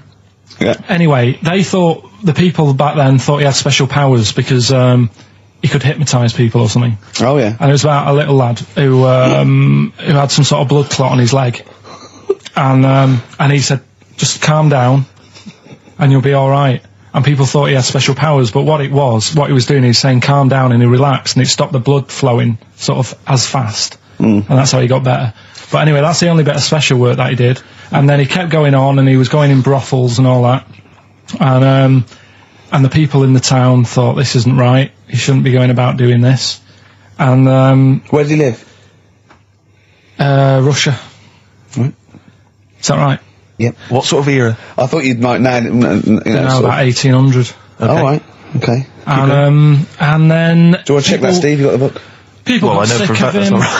People got sick of him, and they said, "Oh, we'll have to get rid of him." So they tried to. He loved cakes as well as women. Okay. So they said, "Let's poison a cake," and they poisoned a load. Easier than poisoning a woman, wouldn't it? And he ate these cakes, and it just didn't kill him. And they were like, "God, what's going on?" And they kept giving him more and more cakes, and he was suspicious. And that didn't work. So the fella said, "That's it. I'm going to shoot him." So. Well, I imagine it was the end of his tether. So, I mean, he was back and forth to Mr. Kipling's. He shot him once, and that didn't work, and the fella thought, oh my God. And he started running away, and Rasputin's running after him, and he shoots him like another, I think he took 4 Face bullets. full of Battenberg. Four bullets. Who's going to swear then? 4 bullets it took to kill him, and then this fella who was after him chucked him in an icy lake, and that was the end of him. But I don't understand... sort of... What don't you understand, Carl? Well, the fact that, he's a bit of a name in history. And I don't understand why, because it just sounds a bit like my brother. Does he love women and cakes? And do you think that'll be his downfall? Right, I want you to study. Right, if you want to do, that's the first introduction. Right, if you want to do some extracurricular, what would that get me?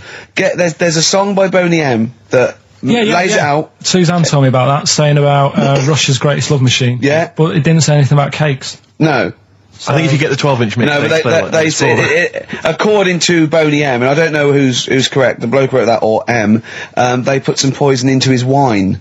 Now I don't know if M have done their research or whether they did shoot him until he was dead. According to them, he was the greatest love machine in Russia. I don't think it says that in the book, but M might know more than that fella. So what's your final verdict on Rasputin? Just a normal bloke who didn't have that much luck, really. That's what I don't understand. I was waiting for something special at the end, but just a normal fella, really. Yeah, just an everyday. Happens all the time, doesn't it? Just an everyday mad monk. Yeah, just an everyday mad monk. You have to shoot and poison and throw in icy lakes to kill him, and who loves women and cakes. I mean, come on, do we need another one of them? Boring. So what would you say about him then? How would you sum him up? I think you've done it. I think you've done it. There you go. So next week, Che Guevara, you going to read the book? I don't know. Come on. Next week, Che Guevara. Take it home. There he is. Give it here then. Anyway, okay then, well, you were tested on Che Guevara. Right, Carl. We should just remind people what happened, because This is a little series. I've got lots of these little books, right? They're about like 2.5 inches long by about 2 inches wide. Those tiny little things you see in the sort of on the front counter of Waterstones or Smiths, and it's the Life and Times. It's a series of all the greats in history. Last week you read about Rasputin. He wasn't impressed. No. This week this book's a little bit thicker than the Rasputin one. No, it's the same, I think. Was it? Maybe the writing's bigger writing or something. But okay, Che Guevara. Who was Che Guevara? Just now, you learnt to pronounce it, right? And how do you remember? You told me the week how you remembered what his name was. Che is like shake, and his surname is like guitar. Right. Shavar. Okay. But anyway, right. Tell us what you know, and we'll ask. Right. First of all, his name isn't really Che. Right. It was something else, and Che means buddy in wherever he's from, Argentina. Mm-hmm. Right, that's right, isn't it? Yeah. Yep. Right, so anyway, he was born, and he was... By the way, Carl's not reading this from a book now. This is all out of his own head. This is not pre-planned notes. No, this is... I mean, I know it sounds written, but he's just... Right, here we go. Go on. He was born he had bad asthma as a kid. Right. Which I thought was quite interesting because they didn't have cars and that back then, and that's what they're blaming asthma on these days. The bad build-up of traffic and that. Well, they did have cars, Carl. Not as many as they have now. Okay. So that was something I picked up early in the story. He had asthma. Yeah. His dad was into he wasn't a politician or anything, but he was, they were into the politics. Sure. So he sort of grew up around a family who was into, watching the news and that and keeping up to date on what's going on in the world. So that sort of rubbed off on him. He went to school. He was doing stuff on medicine. Yeah. Yeah, he wanted to be a doctor, or he thought he did. Yeah. Anyway, he learned really quick. He did 6 months work in about 3 months. So he could have some time off school or something. Right. So he took that time off and went to travel South America with his mate on a motorbike. Yeah. Yeah. And he saw all this bad going on in the world. And he thought, oh, this is bad, this. Yeah. I could do something here. I could change this, make it a nicer place to live. So he said, what I'm going to do is join a gang that sort of is against the like the government. Yeah. Right. Right. Am I right so far? Yeah. You're doing very well. Right. And the woman who he met, who was running this gang, is a woman called Hilda, who he later married. All right. And Hilda introduced him to Castro.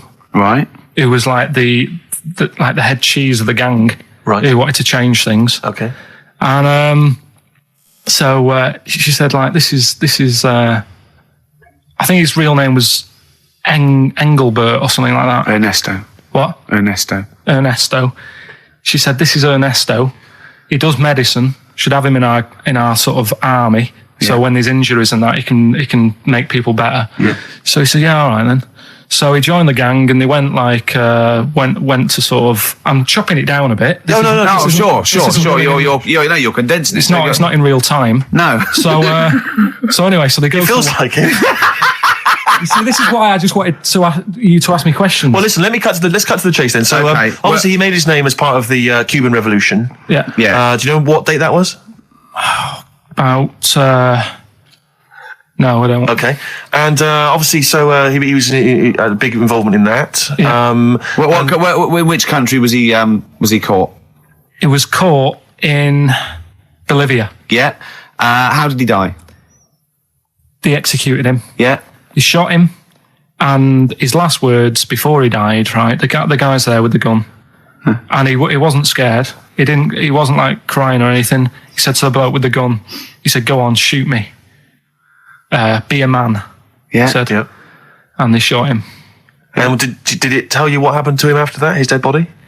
No, but Suzanne was telling me about this the other night. She said there's more to it than that. They stuck it in a glass coffin, didn't they? Well, no, but before that, they cut off his hands and his feet and sent them to the. No, and because they buried him in different places, and then they buried the body. I think they might have sent the hands to Fidel, but they buried him in an unmarked grave because they didn't want anyone to start using his grave or his tomb as a place of martyrdom. But of course, that just made him even more of a martyr because no one knew where he was buried. So it just meant that he was. Yeah, but that wouldn't work anyway because if they did find out, that's more places people can go and sort of grieve. Do you know what I mean? If you've got all these different graves, what with different parts of his body. Oh, you've got a foot over there, and it's like, well, oh God, his head over there. Thanks for what you're doing. Yeah. So all in all, essentially, what's your summary of Che? Yeah, you like him more than Rasputin, don't you? A lot better bloke than Rasputin. I can understand why he gets one of those little books. Well worth knowing about, and good bloke. Did a lot, Crammed a lot into his short life. Yeah, but interesting bloke. But just on the subject of Che Guevara, Steve called me up in the week because he was going through the duty log. We love the complaints on the BBC duty log, and someone had written in because one of the Blue Peter presenters was wearing a Che Guevara T-shirt, and what did the bloke say? Yeah, this is a series of people can phone in and write and complain to the BBC about different things. Why would you complain about wearing something? Well, this was the thing is you can phone about the best. I mean, there's been some amazing complaints. Oh, there's some great ones. The best one, my favourite one that wasn't a complaint but was actually just someone had to phone in was what an excellent edition of Kilroy this morning. Yeah, but there's lots of that. There's things like Esther was superb. Woman call one. Woman called. There was a brilliant one I remember once, which was Robbie Williams was wearing a Nike T-shirt on Top of the Pops last night. Product placement on the BBC. It's just all So things like pathetic. that. Yeah. But anyway, this was one phone call. There was a presenter on Blue Peter. She was wearing a T-shirt with Che Guevara's face on it. Right. And someone had written in and said, or someone had phoned in and said, very worried to see a presenter wearing Che Guevara's face on a T-shirt. Are you trying to turn my children into communist revolutionaries? Yeah. Imagine that. Imagine who's thinking that, who's bothering to phone up with that information, Carl. Yeah. Who knows what they're going to say about this show? Yeah. I mean, you've been championing the work of communist revolution. Luckily, no one listening to this show can either write or operate a phone. So I think we're pretty safe. So thumbs up for Che Guevara. Yeah. Well done to Carl there. Yeah, no, I thought it was I did brilliant. all right, didn't I? But the thing Yeah, is, that- you keep saying to us you don't understand why history is interesting, and yet you're clearly interested by that. You remembered that Carl, information. I've got another. I've got a few in the series. Can I give you next week's homework? Go on. There you go. Oh, Read it out. Hitler. Hitler, the life and times of Hitler. 1889 to 1945. Yeah. Yeah. Do you know much about him? What was the significance of that last date? Why did he? What was that last date, Carl? Why do you think he died in 1945? End of the war, Yeah. which I'm interested in. So this will have stuff about Anderson shelters and that. It might not be covered in the Hitler biography, the Anderson Shelter, but Just check if there's a special Anderson chapter. Anderson Shelter chapter. Well, I'll look forward to this. Be interesting. Powdered Egg is page 4. Yeah. Excellent. Well, we're going to play a hip hop. Yeah, it's time for a hip hop hooray. People are absolutely in love with this feature, Rick, as you well know, and I know you're somewhat jealous of it. Yeah. This week, I know that Outkast are currently on the playlist, aren't they, with their new single "Whole of the World"? Is that what, the whole world? Anyway, this is a track from the big compilation Outkast. It's just a sort of compilation of all their greatest hits, and this is a good one. It's called Rosa Parks. Play it, Carl. From their greatest hits album, that's Outkast, and a track called Rosa Parks. Like it. Yeah, enjoy it. Yeah.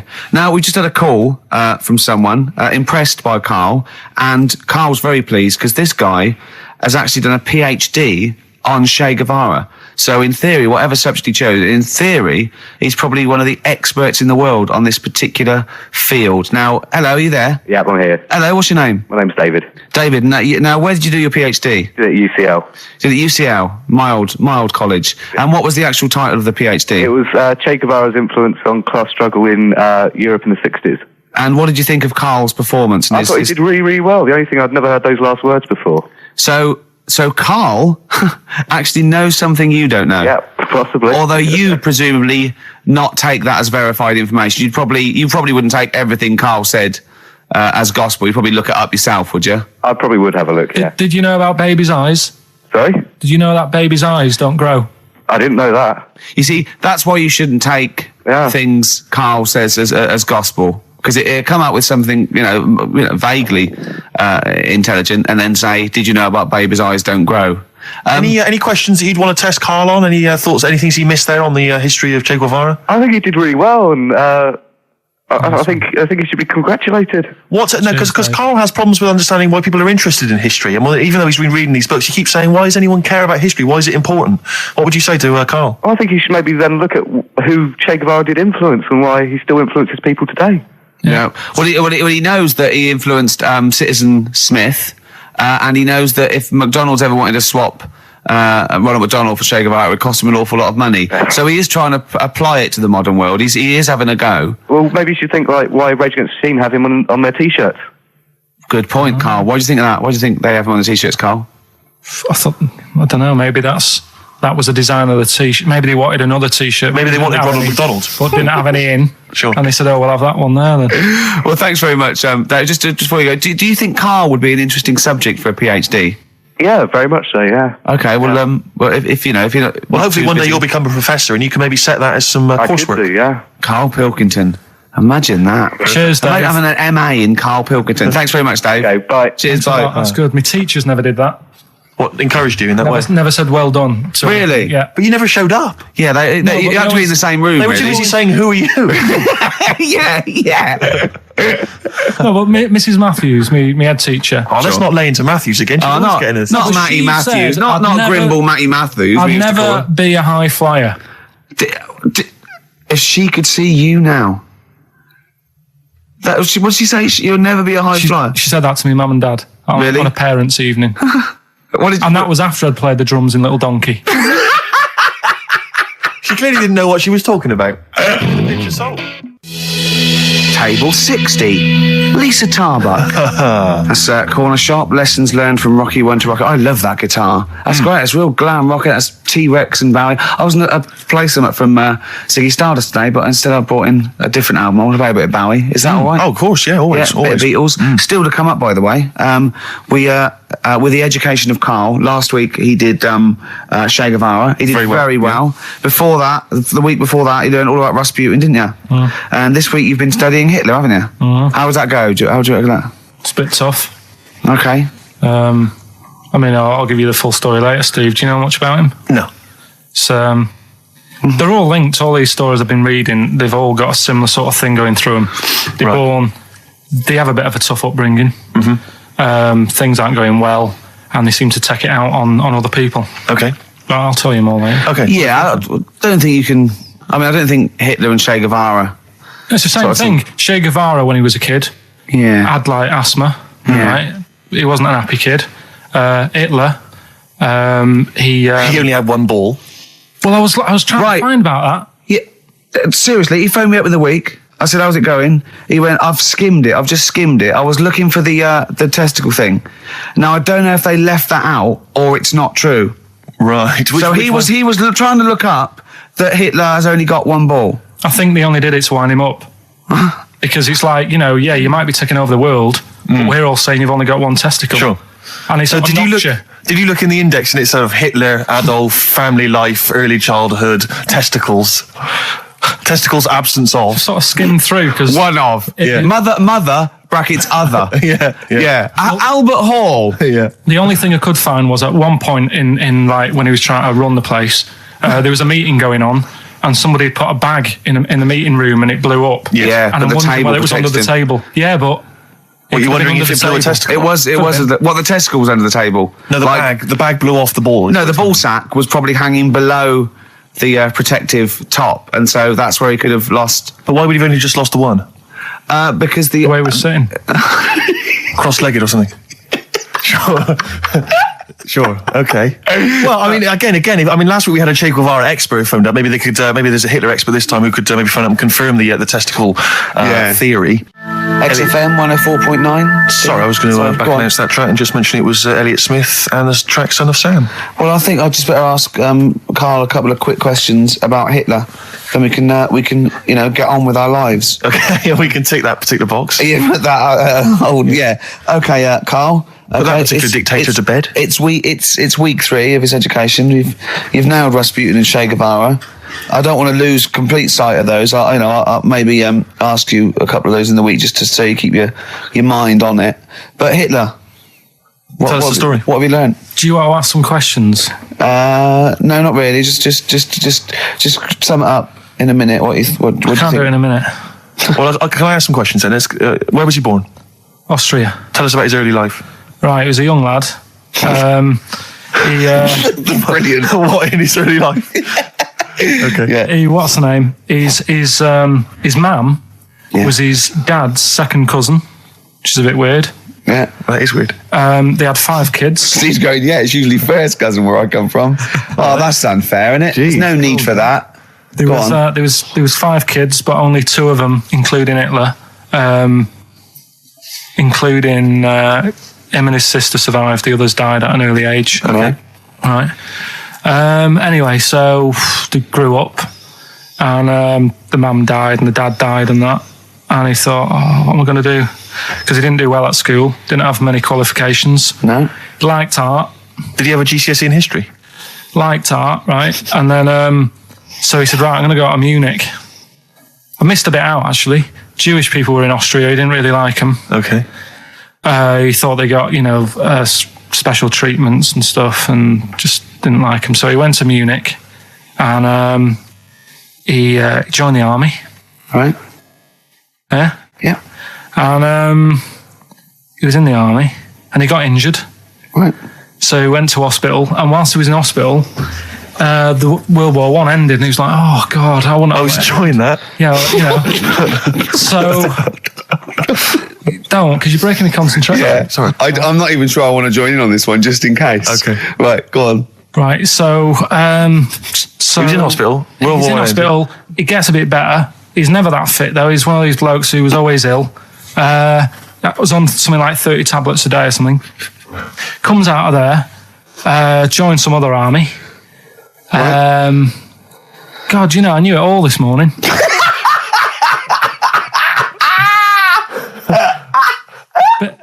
I can see it running to ground. I just see his face going, I'm not nailing the fact, am I? And joined another army, and he was... Listen, let's try and help you. So Here's a good bit. I remember this bit. He thought that war to men, right, was like childbirth is to women. That's how important he thought he was. All right. Right? So it's like, you know, you fight for 9 months, and at the end of it, you own something, right? Yeah. So... He goes on and all that. He's in Berlin. Yeah. And he's fighting his way through, like, you know, trying to take over countries and that. And he does he do Berlin?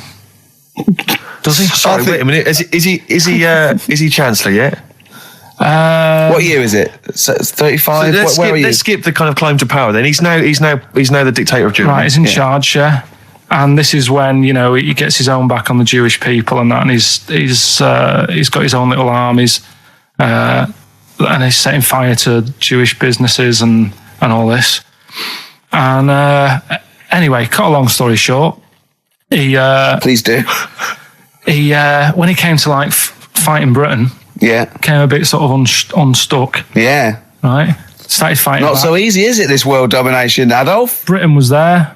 France was helping out. Yeah. Americans were helping out. Yeah. So oh God. So a bit late, but yeah. He goes into a bunker in Berlin. Yeah. And it's all kicking off. Yeah. And apparently, like, Germany sort of surrenders. Yeah. Says it's all over. Forget it. We can't beat you. He was really annoyed with this, and he thought, I can't show my face around here. So because it would be embarrassing. He's with his missus, who nobody knew was his wife. Right. Eva, in this bunker. Yeah. And so he said, I've had enough of this. He shoots himself. Yeah. She poisons herself, and the chauffeur buries him or something, or burns him. Right. And in all the time he was in charge, 50 million people died. So that's 1918 to 1945. Yeah. Between it felt like that. Between Travis and the Red Hot Chili Peppers next week. That's fantastic. That's remarkable. I have to say that you sort of lost your grasp somewhere along the line, because you started off confidently, but you lost your I've had a really busy week, and last night I was like whizzing through it. Sure. And then this morning I woke up, and you know, Suzanne had been away for about 3 days, right? Yeah. I hardly spoke to her. She's been busy, I've been busy. First thing to say when I wake up, just ask me some stuff on Hitler. You are romantic. That's great. That's how stressful it's getting. But I knew it all this morning, honestly. No, but that's fine. I think you've summed up you've done that. Right, just for a bit of balance, I've got your next week's homework. It's the same series. There's little books. There's tiny little books, just 3 inches long by 2 inches wide. Crammed with so much information, though. Winston Churchill. There you go. You'll enjoy that. Yeah? I'm getting a bit bored now, though. This is what happened in school. Think of the listeners. Did really well in infants. Once I got to secondary, lost interest. Was it the breakup between you and Harris? And Zoe? I wondered if you spiralled into something there. Yeah, because it's like all these other, these men of history. They always had sort of things happen in their early childhood, didn't they? Maybe yours is the Zoe Harris dress incident. Well, let's just refer to it as the Zoe incident. Yeah. From now on. Yeah. Winston Churchill, the bit I left out in the Hitler story, Hitler was scared of this man. Yeah. And I can tell you something else about Winston Churchill. Go on. He said he can remember being in the womb. And he was born in a public toilet. Play a record. He texted me yesterday about Hitler. He went, stop making me read this heavy shit. He said, I've seen in the back of this book, there's one on Elvis. No, I mean, it is interesting, but not when you have to read it. Do you know what I mean? Right. But do you think you'd have read it in your leisure time? To be honest? No, you wouldn't have. I wouldn't, no. So do you want a week off? Do you not want to learn about Winston Churchill? Why don't you read it if you want to, and just if you get interested, then read on. I think because that's what I did with school, and it didn't work. No, you decided you didn't want to. Yeah. Yeah. Okay. So but hasn't that taught you something? Can't we just do it like a TV series? It doesn't go on forever. We've done 3 weeks. give it a rest now for the summer. Yeah, because most series last for 3 weeks. Well, you know. Yeah. I'll be testing Carl and the new re-education of Carl, as you know. He got a GCSE. It's the last one, isn't it? In history. It was the last heavy sort of one, yeah. No. So Winston Churchill. Because I thought we're going on to more sort of metaphorical and metaphysical sort of pursuits, aren't we? Not that book. Yeah, that's the Aesop's I can't read Fables. that in a week. You don't have to read it. Right, Just that's choose right. Just choose the ones about the foxes eating penguins. You'll like that. It's time for the re-education of Karl Pilkington. This week, Karl was studying the life and times of Winston Churchill. What did you make of it, Karl? What did Churchill do for Right, you? last week I made a bit of an error with Hitler. Yeah, you Go on, just why? Tried to remember too much, and it was way too much for me. Sure. So what I've done this week, sort of flicked through, got a few of them basic facts. Yeah. And what I've learned, right? Bit weird the way all these people have something in common, that they're all a bit weird when they're younger. Okay. They've Go got on, some sort of illness. go on. Well, you know, Rasputin, he wasn't well as a kid. Yeah. Che Guevara. Oh, this is Rasputin, the mad monk, wasn't well. Yeah. Yeah. Che Guevara. Yeah. Asthma. Really bad asthma. Yeah. Hitler. He was Only one ball. bit mental. Yeah. Only one. His mother. He was a bit mental. That could be libelous. Yeah. And who have we done? And Churchill. Yeah. Then you got lost there. Very weak child. Was he? He only spoke to his dad 4 times in his whole lifetime. Really? Yeah, didn't get on with his dad. Right. And I think one of the times when his dad spoke to him, he was having a go, saying he didn't do as well in the army as he wanted him to. Right. So that's pretty sad bit I picked up of it. Yeah. Anyway, So that spurred him on anyway. yeah. I'm not going in all the ins and outs. Very important bloke. Okay. No, seriously. I mean, Yeah. your dad bought the tapes, didn't he? Yes. And I can understand why. Because he did change a lot for us. You know what I mean? We wouldn't be sat here now talking like this. Why? We could have been German. Yep. He didn't let that happen. No. Everyone had a go at him, right? When I think it was Chamberlain who was in power, Yeah. and he was like saying, "Don't be trusting that Hitler," Yeah. you know. And everyone was like, "Look, stop causing trouble." Chamberlain sorted it out, you know. He sorted out a peace agreement, Yeah. and he was like, "No, I don't trust him." And everyone's like, "Oh, you know, you're just causing trouble." You know, everyone else is happy. Then it turned out that Hitler did actually do the dirty, Yeah. and try and come over. I remember didn't he do something? He started a war or There was a something. conflict of some kind. Yeah, Yeah. started a problem, and everyone went, "Hang on a minute, that Churchill knew what he was talking about. Yeah. Yeah. Get him back in charge." Sure. And they got him in, and Hitler was scared of him because he knew that he wasn't going to be having any lies or anything. He couldn't try it on with Churchill. Yeah. Especially when he was a little bit pissed up and coked and with He a big was. cigar. Churchill. He wasn't He wasn't doing that. I think a lot were during the war, in the war cabinet. I think they had to have things to keep him awake all night and stuff. And he certainly liked a brandy. Rick, Winston Churchill was coked up, was he? I mean, sorry, this is something I wasn't aware of. If there are any historians listening, if I'm wrong, I'm Was that very in the sorry. World at War? No, I don't Winston think Churchill so. was- Any historians or experts on war?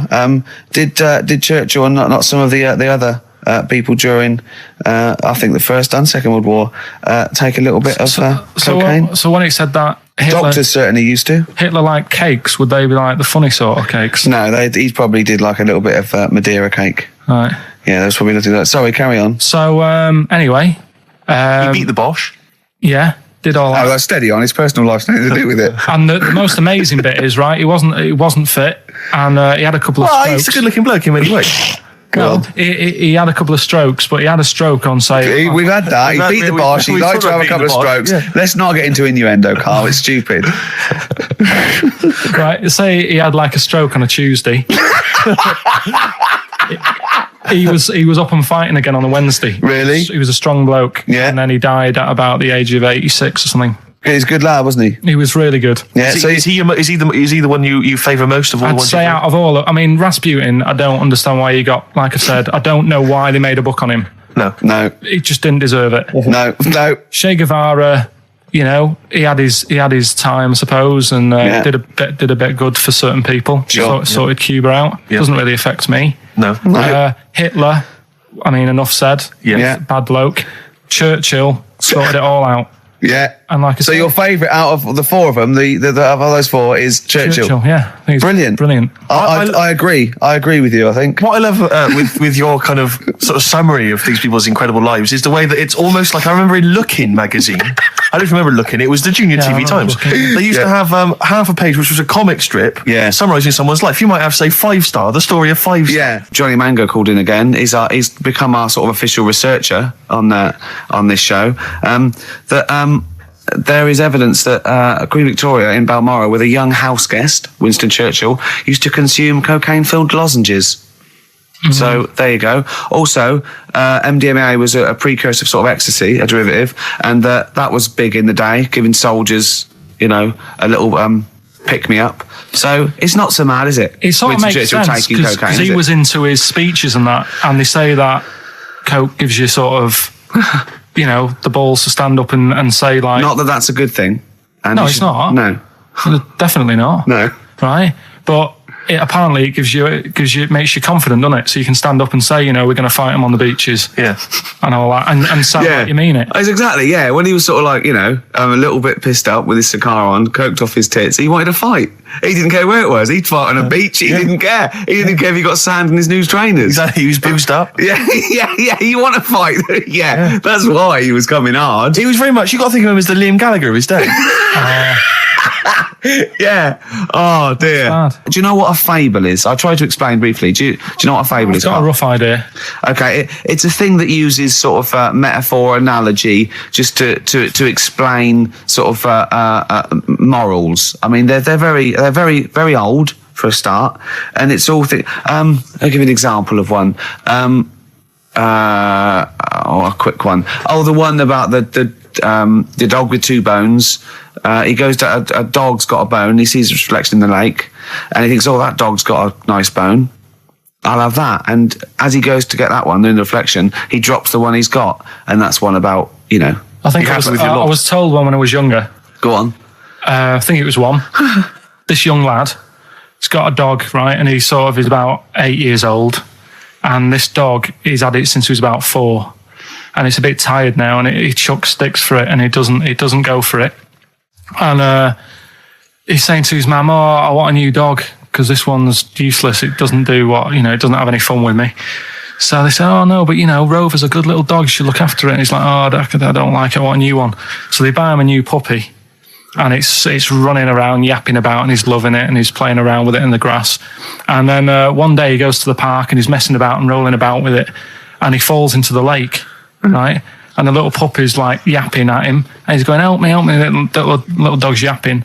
And then the old dog comes and gets his collar, and it pulls him out of the lake, and he goes, "Oh God, why did I forget about you? You're the better dog."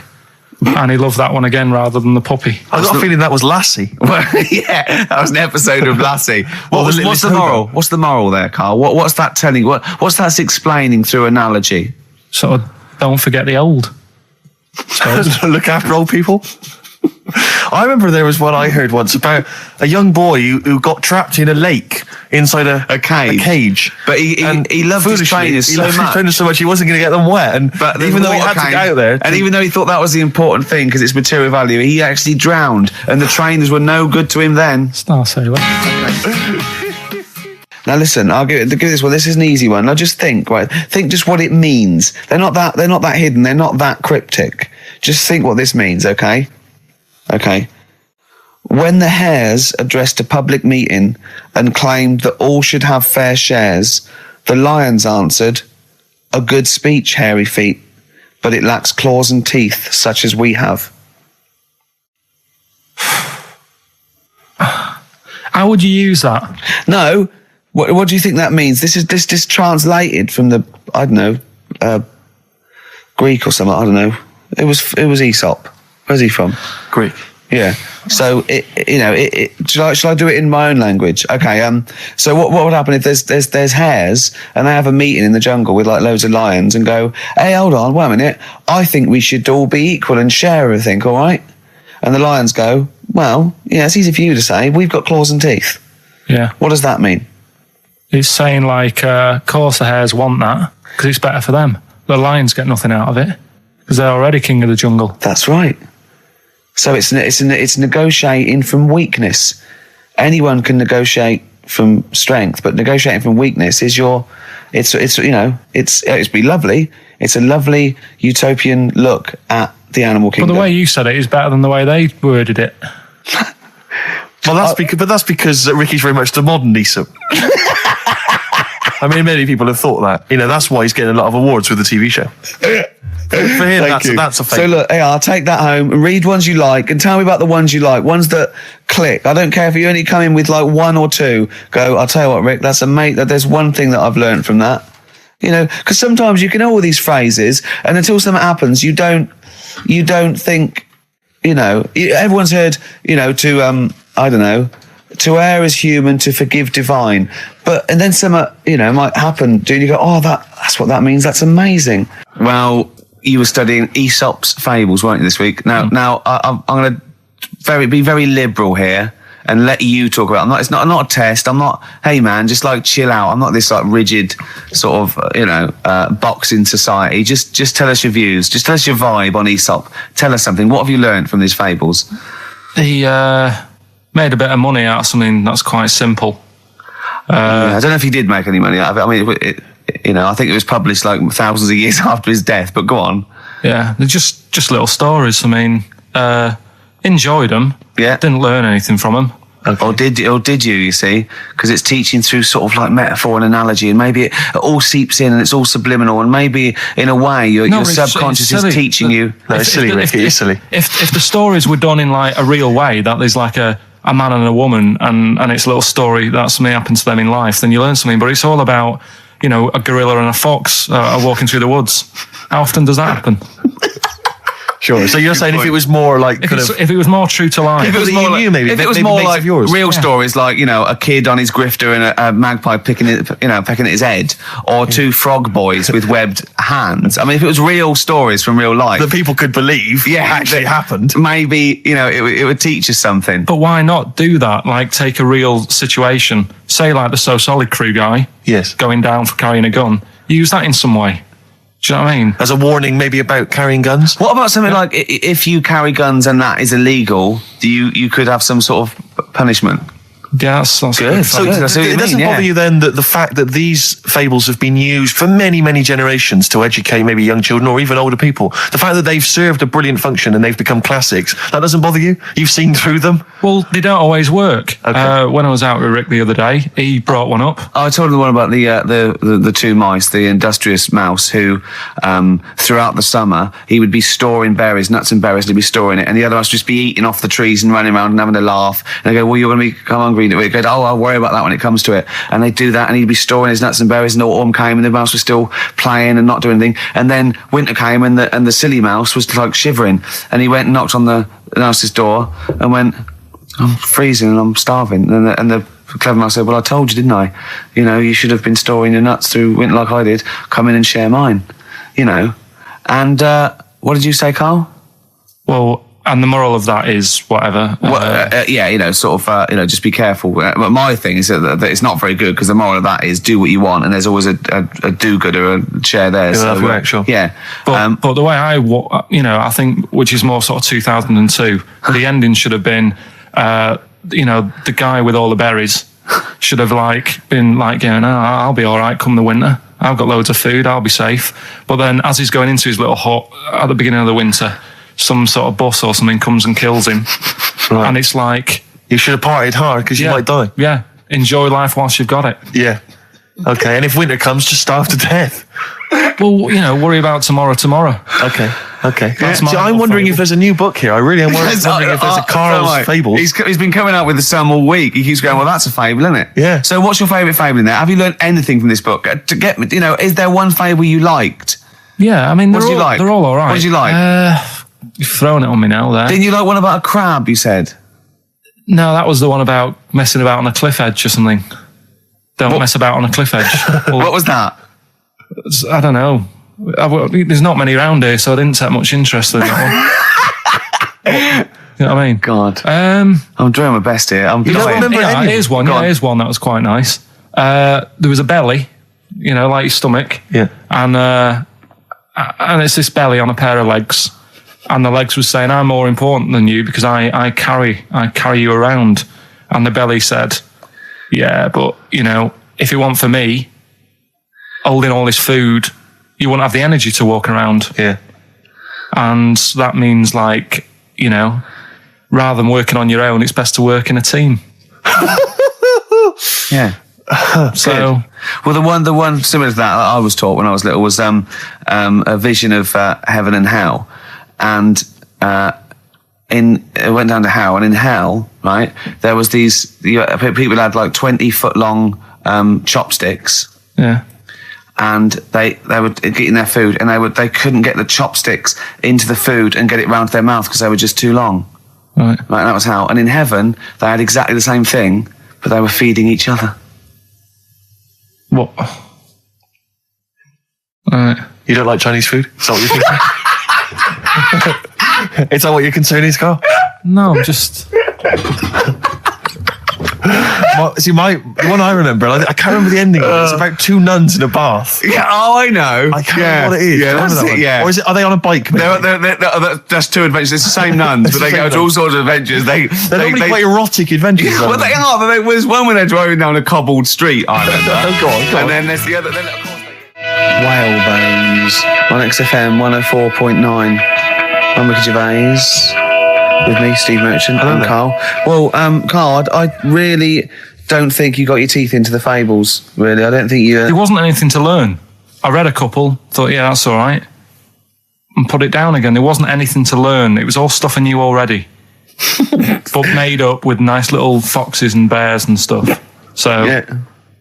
But that one about, like, that's one we spoke about, like, when the hares are going, we should share all our food, and the lion said, that's a good argument, but it hasn't got the teeth and claws that we've got. That's lovely, because it's sort of like, you know, that's an indictment on sort of, you know, you could say it's an anti-equality almost, you know, you could get really sort of deep into that. You know what I mean? You could, no? Big philosophical ideas in a nutshell, not interesting? No, not really. Okay then, well, you're going to hate this then. I've brought in the concise Oxford Dictionary of Quotations. Now, just look at some of your favourites. I'd suggest going straight to things like Wilde or Newton or Churchill or You're a big fan of Churchill? Yeah, he's the boy. Yeah, right, okay, let's go through that old Kramer. Newton, right. Right, here's a famous one, okay? This is Isaac Newton. If I have seen further, it is by standing on the shoulders of giants. Do you like that one? So there's a meaning in it? Yeah. Well, he hasn't actually stood on the shoulders of giants. So remember, he's an amazing inventor and mathematician, and he discovered the incredible laws of the universe. And he's saying, if you want a good view, move into a multi-story. He's saying, if I have seen further than the people, and he's being modest here, it's because I've stood on the shoulders of giants to get that view. If it weren't for all the people that have come before him with their great insight and knowledge, he wouldn't have seen what he's seen. He's taken his learning, isn't it? Those people have given him say that instead of making up. That's what I've got a problem with. People don't say what they mean. Poetry, art, and in life though, people never say what they actually mean, and you know, there's loads of books on it. I don't know. But the point is that he's just summarised quite a tricky idea beautifully. That's beautiful. That gets into you much deeper than just the words, just the literal words. You know what I mean? One of my favourites is from an American novelist, and the quote is talking about the subject of fame and being famous. Yeah. Fame is a mask that eats into the face. Don't you think that's amazing? Meaning? Well, meaning that fame is something that is artificial, that you wear initially, you become famous, but it's ethereal, it's nothing, it's intangible, it's just an artifice. But if you stay famous long enough, you begin to think that mask you're wearing is really your real face, so that you begin to, you know, think that you are more than you perhaps are. Do you see what I mean? In the way that fame and power can corrupt. Oh, who said that? You know, it's an American novelist, I forget his name. Yeah, it's all right. Yeah, there's something in that. Yeah. What's pick another one, right? Yeah, let's have a look. Bernard Shaw, he's no slouch. I think maybe when you take this book of quotations home, Carl, you should maybe just draw up maybe a list of 3 or 4 of your favourites and tell them next week. I want to do Shaw, Wilde. I look at Shakespeare as well. You know, he's. Are you a fan of Shakespeare? No. Go on. What's your problem with it? Just the way they speak. I can't follow it. Yeah. Yeah. Do you like West Side Story? It's really old as well. I can't relate to it. It's like years and years ago, isn't it?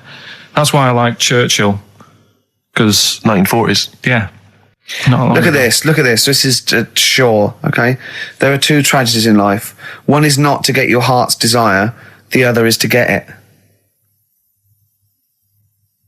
Again, how would you see that in your little? Well, that's one homework then. I'll mark that. That's your homework. You got to work that out. You've got to tell me what you think of it. Say again? Don't ask Suzanne. It's there. All right. There are two tragedies in life. One is not to get your heart's desire. The other is to get it. Okay? Take that home with you. And we'll be hearing Karl come up with some amazing quotations next week. Yeah, pick out your favourites. Well, just read that book anyway. Can I just say, this is one of a beautiful, it's Keats, right? What do you think of this? A thing of beauty is a joy forever. Its loveliness increases. It will never pass into nothingness. See, this is just like how it was at school now. The last couple of weeks I've been quite interested in what you've been giving me. Now it's really like, Okay. I really don't care. Now, what about this? Now, I did philosophy, and philosophy is obviously the quest for knowledge. And look, listen to this though. This is what Keats came out with. Philosophy will clip an angel's wings. Isn't that beautiful? Yeah. Don't be constrained by what's, dream a little. You know what I mean? Just go beyond. I don't agree with it, but it's a lovely bit of poetry. Yes. Yeah? So you're going to read that for me, are you, Karl? Yeah? Just pick out 5 of your favourites. Yeah. The ones that mean something to you. And then next week I'll bring in pictures of animals. Brilliant. Okay? We'll do it. Okay, and some sweets. Black Rebel Marks out of whatever happened to my rock and roll. Well, near the end of the show, just time for the re-education of Karl revisited. Mm-hmm. Still got Nick Cave to come, haven't we? Absolutely. Now, Karl, you read a quote book. What did you learn from it? Tell us some pearls of wisdom. Just keep it down to 1 or 2, your favourite things and why you like them. Right, well, you said just pick a couple. Yeah. Right? So I wrote a couple down last night.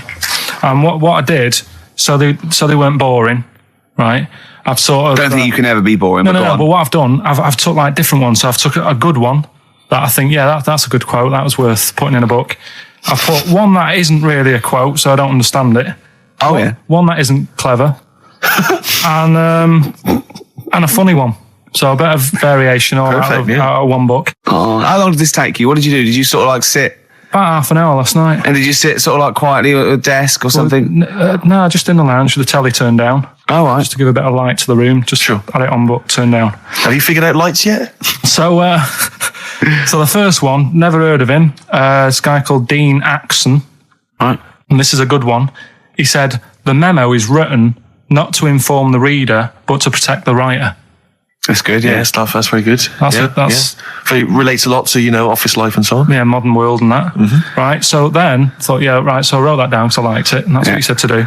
Second one isn't really a quote, it's more of a poem. Okay. So how does that work? Well, that's okay. Just read it. Right, well, it's about suicide. Okay. Right? Razors pain you, rivers are damp, acid stain you, drugs cause cramp. Guns aren't lawful, nooses give, gas smells awful, so you might as well live. Lovely. That's from Dorothy Parker. I'll tell you what. It is, yeah. I hate it. I hate that. Why? It's nothing to me, that. I think it's just a weak, shallow piece of mock comedy. This is why I did it in that order, because that's what I thought. It's like a zany vicar would write from living in Frome when he's about 55 and get it published in I hate it. All right, so you're saying you're not a fan of Dorothy Parker's work, right? Yeah. Now the next one, Oscar Wilde. Yeah. Right, he's known, isn't he? Yes. Look what he comes up with. All art is quite useless. Well, what's up with that? Well, it isn't added art. No, I know, but go on next.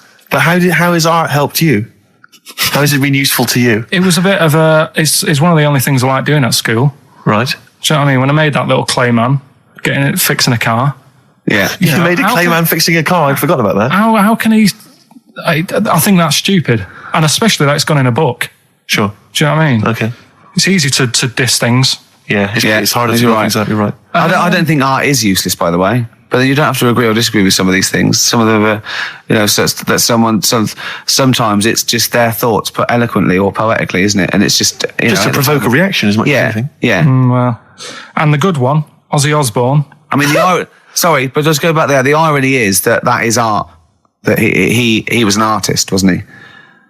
So, but so you don't like Oscar Wilde, but you prefer Ozzy Osbourne. Yeah, go on. Ozzy Osbourne, cracking one. This funny and educational. I bit a head off a bat the other night. It was like eating a crunchy wrapped in a chamois leather. Genius. You're right, Carl. Yeah. So what do you like about that? The way he's described what it is like. I think, if someone, you can imagine what it's like, because I like crunchies. Yeah. And that chamois leather is really chewy, so you can imagine that's like the skin. So you like his descriptive writing. The crunchy bit is like the bones and that. Yeah. Perfect.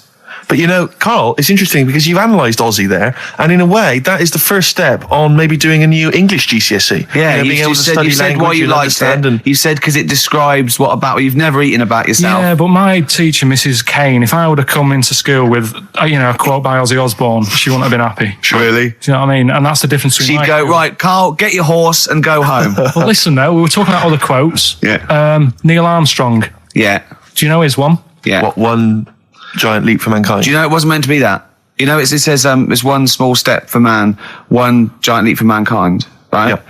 It was meant to be, this is one small step for a man, right? i.e. me, the individual, on a microcosmic level, one giant leap for mankind. And he mucked it up, because if you say this is one small step for man, one giant leap for mankind, man there means mankind. I know, it's embarrassing. You shouldn't give people... He's not a trained actor. That's true. He's more of an astronaut, to be honest. He won any awards, Rick? No, there are no awards. Is he BAFTA nominated? Don't think so. But listen, right, he said another quote as he got back into the rocket. Have you heard about it? Go on. We run out of time, and I'm just wondering whether it's worth saving as a bit of a teaser for next week. What did Neil Armstrong say as he got back into the rocket? Yeah. Is it going to be something like, that was boring, wasn't it? The mic's not still on, is it? Yeah. They're not still listening. Well, that's what I was saying to you. He could have said that, and it would have still gone down. Cheese. It would have still gone down as an amazing quote, wouldn't it? Well, listen, I think you should save it, Carl. You tosser, I was meant to go first. No, I'll tell you what we'll do, Carl. We'll squeeze it in before the end of the show, because Ricky, you got to play your song for the lovers. Oh, we should play this. I don't think we'll fit it in. We might have to save it. Don't worry, we'll see what we can do. Well, next week, by the way, you've got happiness quotations, a collection of thoughtful words and beautiful paintings. I'll just give you an example of one. Happiness is a perfume you can pour on others you cannot pour on others without getting a few drops on yourself. Lovely that, isn't it? Brilliant. You can't be happy with that. This is Nick Cave and the Bad Seed from the Boatman's Call. It's a beautiful song. Any song that starts off, I don't believe in an interventionist God is all right by me. And this is Into My Arms. Nick Cave and the Bad Seeds, Into My Arms. Well, that's it. We've run out of time. We have indeed. So no time for Carl's quote. That'll have to come next week. Yeah, we'll save that for next time. Armstrong. Well, I hope you enjoyed it. Goodbye. All right, Rick. Come on, I'm sounding a bit chirpier. It's not that depressing. Well, yeah. Sports next. You know how excited you are. Go on. You love the sport, do you?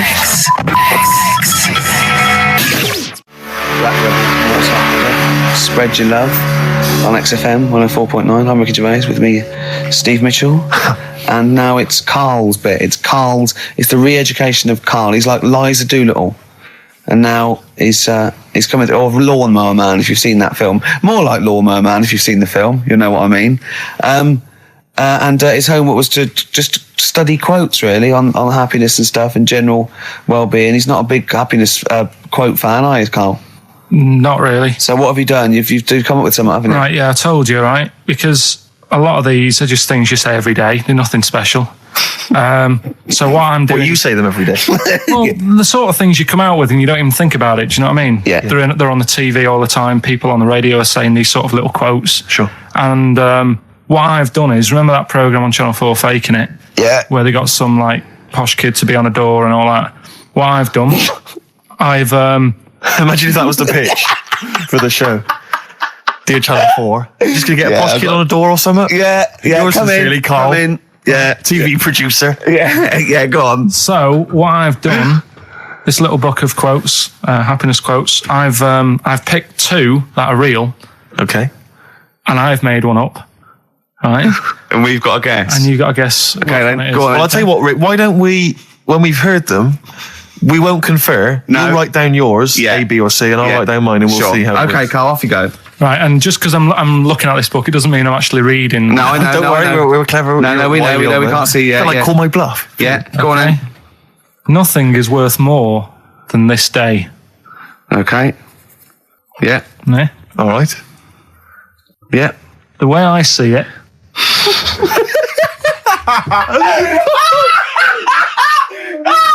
Oh God, my head's gonna burst. no, hang on. My head's gonna burst. No, Hang no, on. this might not be Carl's. It might not be. How do you know I haven't tweaked them a little bit? Yeah, good Okay, point. fair Good enough. point. No, good point. The way I see it, if you want the rainbow, you got to put up with the rain.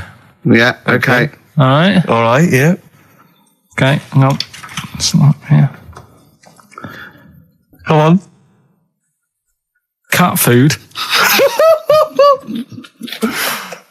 Cat food, come on. It stinks of it. But if you don't put up with the smell, the little kitten will die. Steve, I don't know what to say. I don't know what to say. Imagine this in faking it. Imagine their faces when he says that, and they're going, "Oh my God." Oh. Carl, play a song, mate. We'll have to confer on this one.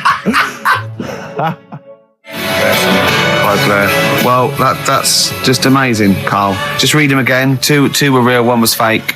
Go on in. Right. First one. Nothing is worth more than this day. Excellent. Next one. What does that mean?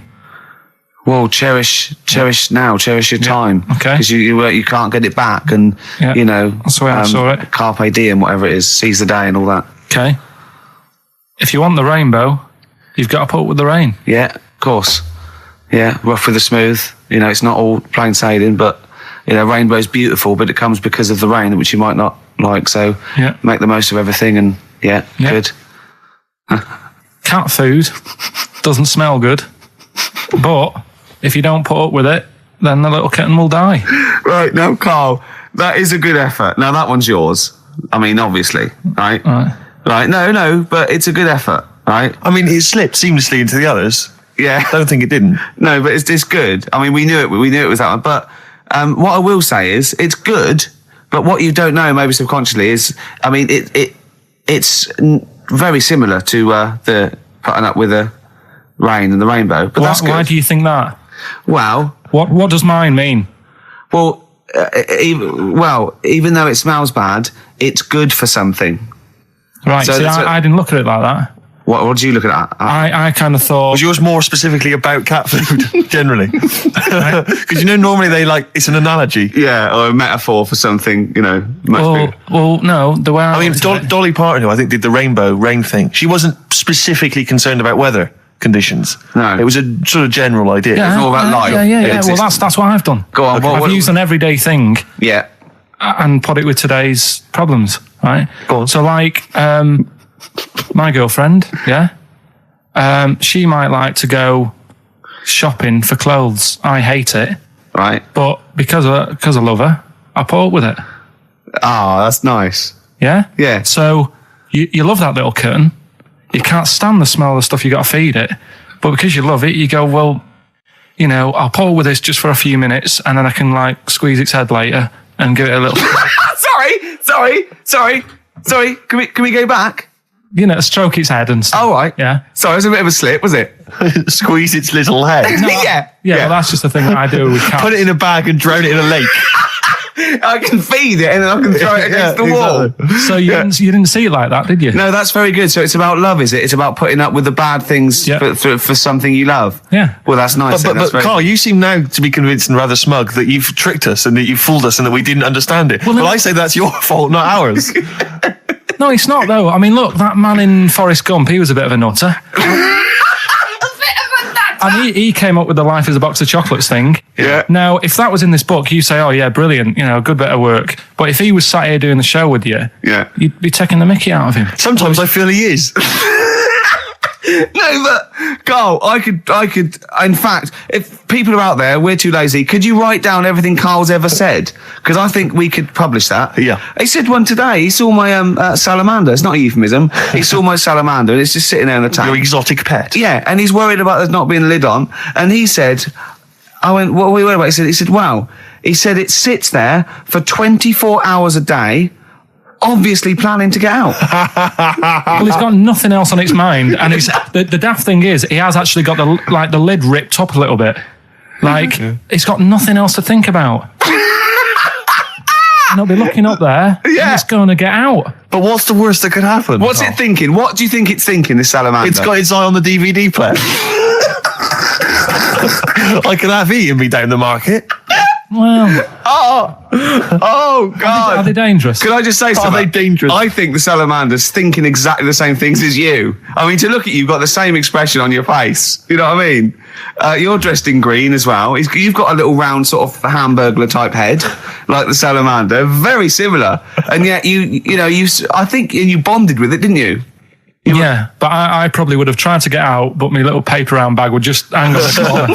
Yeah. Listen, we often get a lot of email correspondence during the show, Rick, which I don't sort of pass on to you because I mean you're busy, you're planning the show and stuff. You've got a lot of ideas, you've got music and stuff to worry about. So I check the emails, and we get a lot of response. A lot of people obviously want to give us feedback. Just a sample one from Richard Anderson. He's just emailed us in here, Rick, because he's been listening to the show. He says, Ricky, your show is appalling. Are you actually aware you're on the radio, or has someone just secretly stuck a microphone on you? That's from Richard Anderson. So that's typical of the kind of feedback, Rick, we're getting today. So, is that good, is it? So that's the kind of high positive praise that we're getting. So I'm glad Anderson's listening because I wanted him. I was gunning for him as a fan. I was worried early on in our career. So I think he's hooked now, though. But thanks, Anders, for getting in touch. Good work. He's fitting through for Hellraiser, though, isn't he? Yeah, well, that's still to come. Still to come. What we're playing. Just let me just check Richard Anderson's email again, just to remind myself of. Go on. Ricky, your show is appalling. Richard Anderson, thanks. What I like about Dickie Anders is that he's obviously so angry, he's so annoyed by the show that he's bothered to email just to get the venom out. Otherwise, you'd switch over. Well, he's obviously so annoyed. He knows how to hurt someone as well. Exactly. He's really taken the time out to show his disapproval. Of giving up. I tell you what, though, it is pretty hard to listen to. What, this? Yeah. I've listened back to the tape that when you're making that thing for the best of. Yeah. And I sounded like Albert Taplock. I really sounded like some sort of punch-drunk stroke victim. Let me just check, check what Richard Anderson thinks of it. Could he mean that again? No, he thinks it's appalling. The Dixter thinks it's appalling, so we should play a tune. What's this? Bit of Aqualung. No. Aqualung. Rockbusters next. Dick Anderson's been back in touch. Excellent. I think so. Obviously, we turned him round. Well, he loves it now. He's been tuning in. He loves it now. He says, Ricky, thanks for a really forgettable 2 hours of radio. I think I'll spend the time next week counting my feet. That's from Richard Anderson. So, we've turned him round. Do you know where the phrase counting my feet comes from? Well, in the olden days, right, and I'm talking ages ago, when you really loved something, you used to, as a sign of respect, like, say, a radio show, you'd count your feet. And that's where that comes from, Carl. Guys, can I just say that? I'm just going to email Richard Anderson and tell him I agree. Do you reckon Richard Anderson will be back next week? Yeah, Richard Anderson will not miss this show. Excellent. I'll tell you, our number one fan has emailed again. I'm pleased to announce. Richard Anderson, Dickie Anderson. He was in touch last week. He loves this show. He's such a fan of the show. And this week he's emailed in, what actually is the point of your show? Is it to confuse, irritate, depress, or what? All of those things, Dickie. Thanks for noticing. Oh, he loves this show. He's such a fan. He's because last week, you remember, Carl, he emailed in to say that he'd rather spend his time counting his feet than listen to this show. Presumably he's done that. Yeah. And he's how many feet? Incredible. Yeah. No, but he loves this show. Good, yeah. So, thanks, R.A. Thanks for listening. See you later. Well, I'm just looking at some of the emails, and if I can find it, I got an absolute treat from you. Go on. Dickie Anderson. Is he? Anders, he's emailed in Richard again. Anderson, our biggest fan. Biggest fan. He said, Dear Ricky, sorry for not tuning in recently, only I've been busy watching a puddle evaporate. Glad to hear you haven't tinkered with the show's winning formula by trying to introduce any quality into it. That's from Richard Anderson. So, good to have Dickie Anderson listening again. Because he just keeps us on our toes, you know. Yeah. And good work, Rich. Thanks for that. I wonder what he looks like. Dickie Anderson? Yeah. I bet he's a good-looking guy. For some reason, I've always imagined him as being slightly older, with maybe a beard. Oh, no, you know what I mean? Like I think of him sort of cords and now and sweater. Definitely cords. I think he looks like maybe the Proclaimers. Yeah, but Right. again, with a beard or at least a moustache. Yeah. I don't know why I'm seeing some kind of facial hair. And he's sort of like he likes the Cure and the Swiss Nut, but he snarls at everything. He thinks everything's puerile. Yeah. I bet he prefers Radio 5. Do you think Radio 5? Yeah. 5. Yeah. And 4. I bet he's a real music snob as well. I bet there's certain bands, it's like rubbish. The Blazing Squad, rubbish. All pop music, rubbish. Britney Spears, rubbish. Is this defamation of character? He slagged you off enough times, Rick, on the show. I don't know. And I'm only saying it's my opinion. I Exactly. imagine. So Yeah, I mean, we don't know. I mean, you could be a lovely guy. To be honest, I'm getting to like him. What I like about Richard is he's willing to say what he thinks. Well, it's more than that. He's a bit like Eminem. No, it's more than that. He actually hits on the truth too often for my liking. Yeah, well, I mean, this is a shoddy show with very, very little to offer. You got to remember though, it is a bronze-winning show. We did win a bronze award at the Sonys last year. One of the most coveted of the awards. Yeah, Bronze. In my opinion, the bronze is slightly better than the gold. Well, a lot of people don't win the bronze. Rick. You got to remember that there's not many people who win the bronze. Gold's got no intrinsic value. It's just a currency, and in my opinion, bronze is better. yeah. In a way. Carl, Rockbusters, Carl. Yeah, no, Listen, we did get a bronze, but this year we introduced Rockbusters. Things will be changing.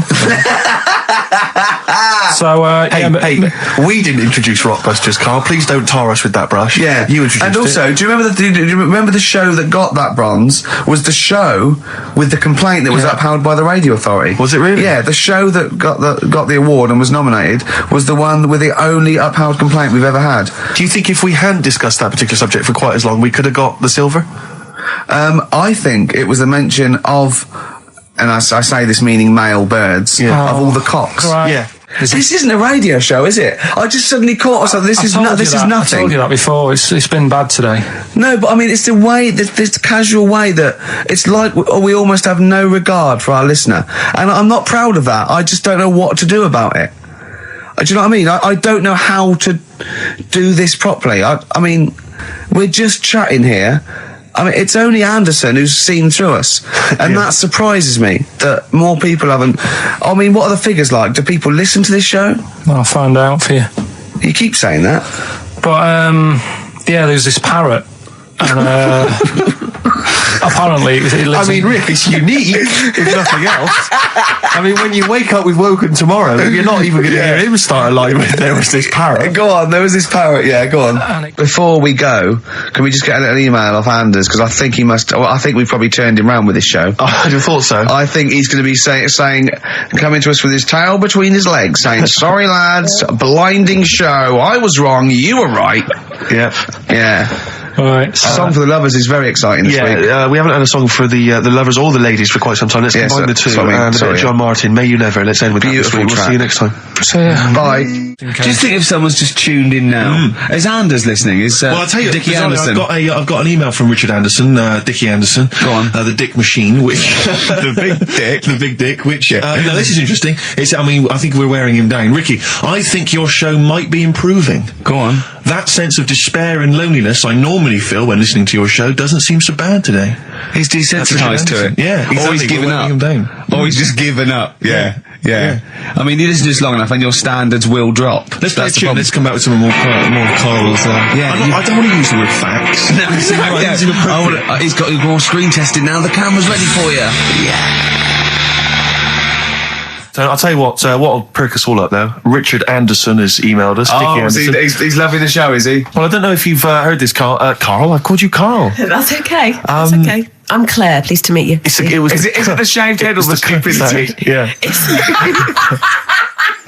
It was the k sound. Because didn't I call you Arthur or Jack or something last time? You called me, I can't remember. I don't know, but it was quite embarrassing. Claire, I'll be honest with you, Claire's quite an unmemorable name. Yeah, I know. But yeah, Dickie Anderson, he's a guy, I'll be honest with you, he's not a big fan of the show.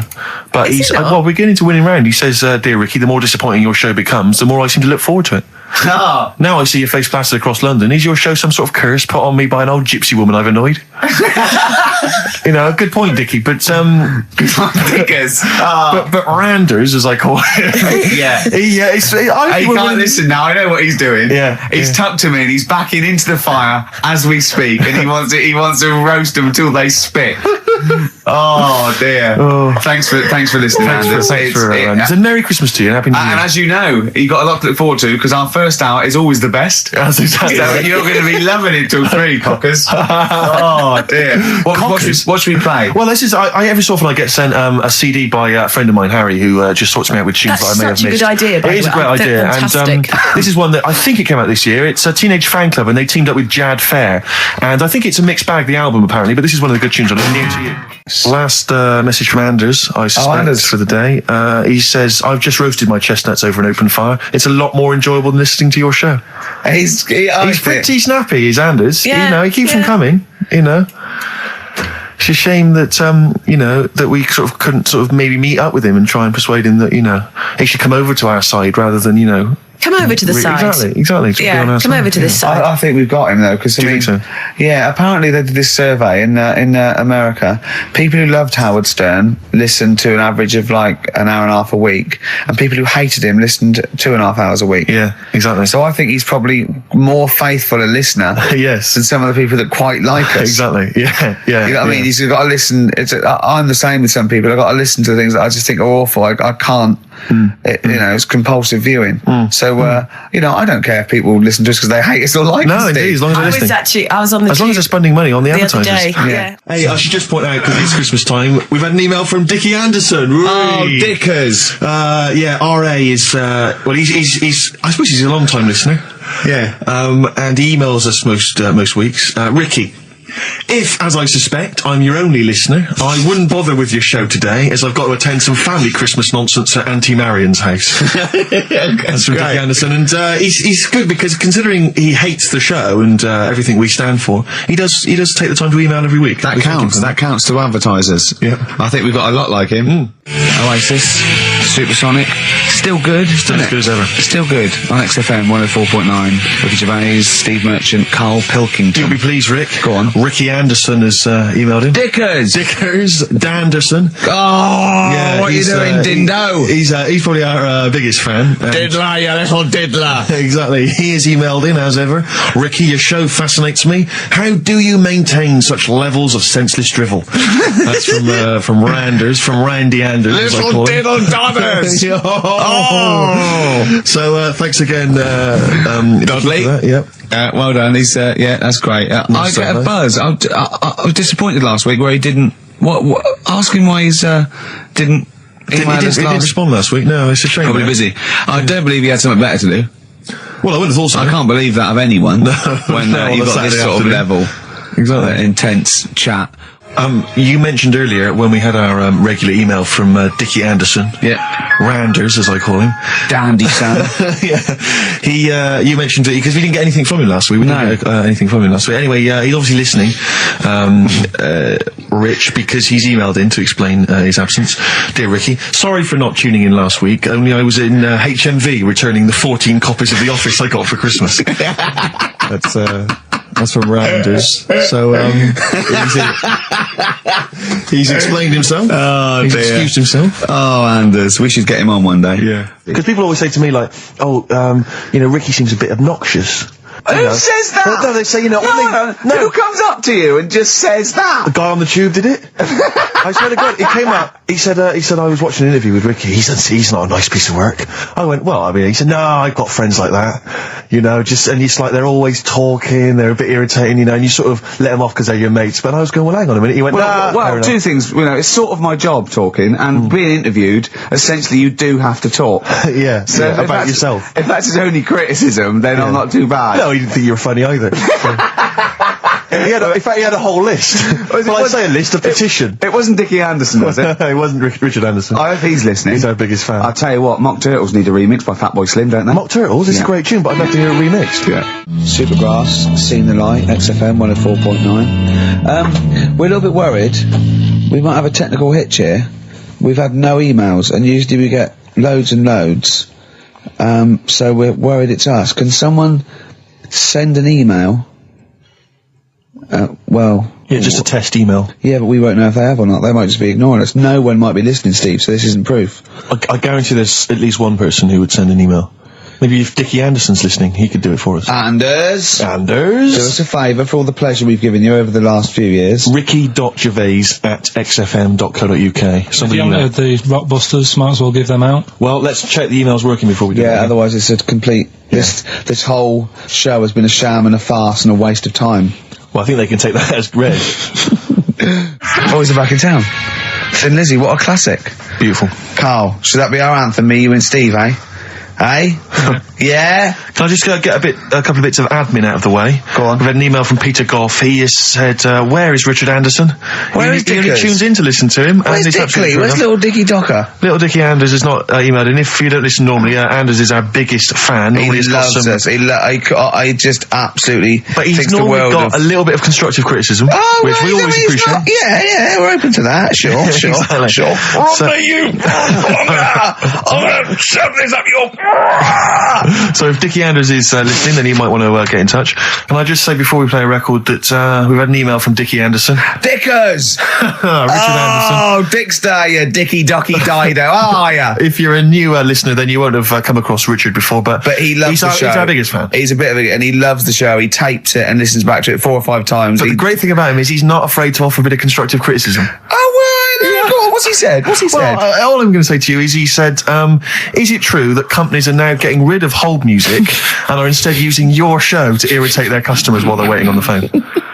I don't know. We'll look into that, Dickie, but thanks for that. Yeah. Before we carry on with anything, I should just tell you, we're on the subject of emails. There's one emailer we're always looking forward to hearing from. Dickers!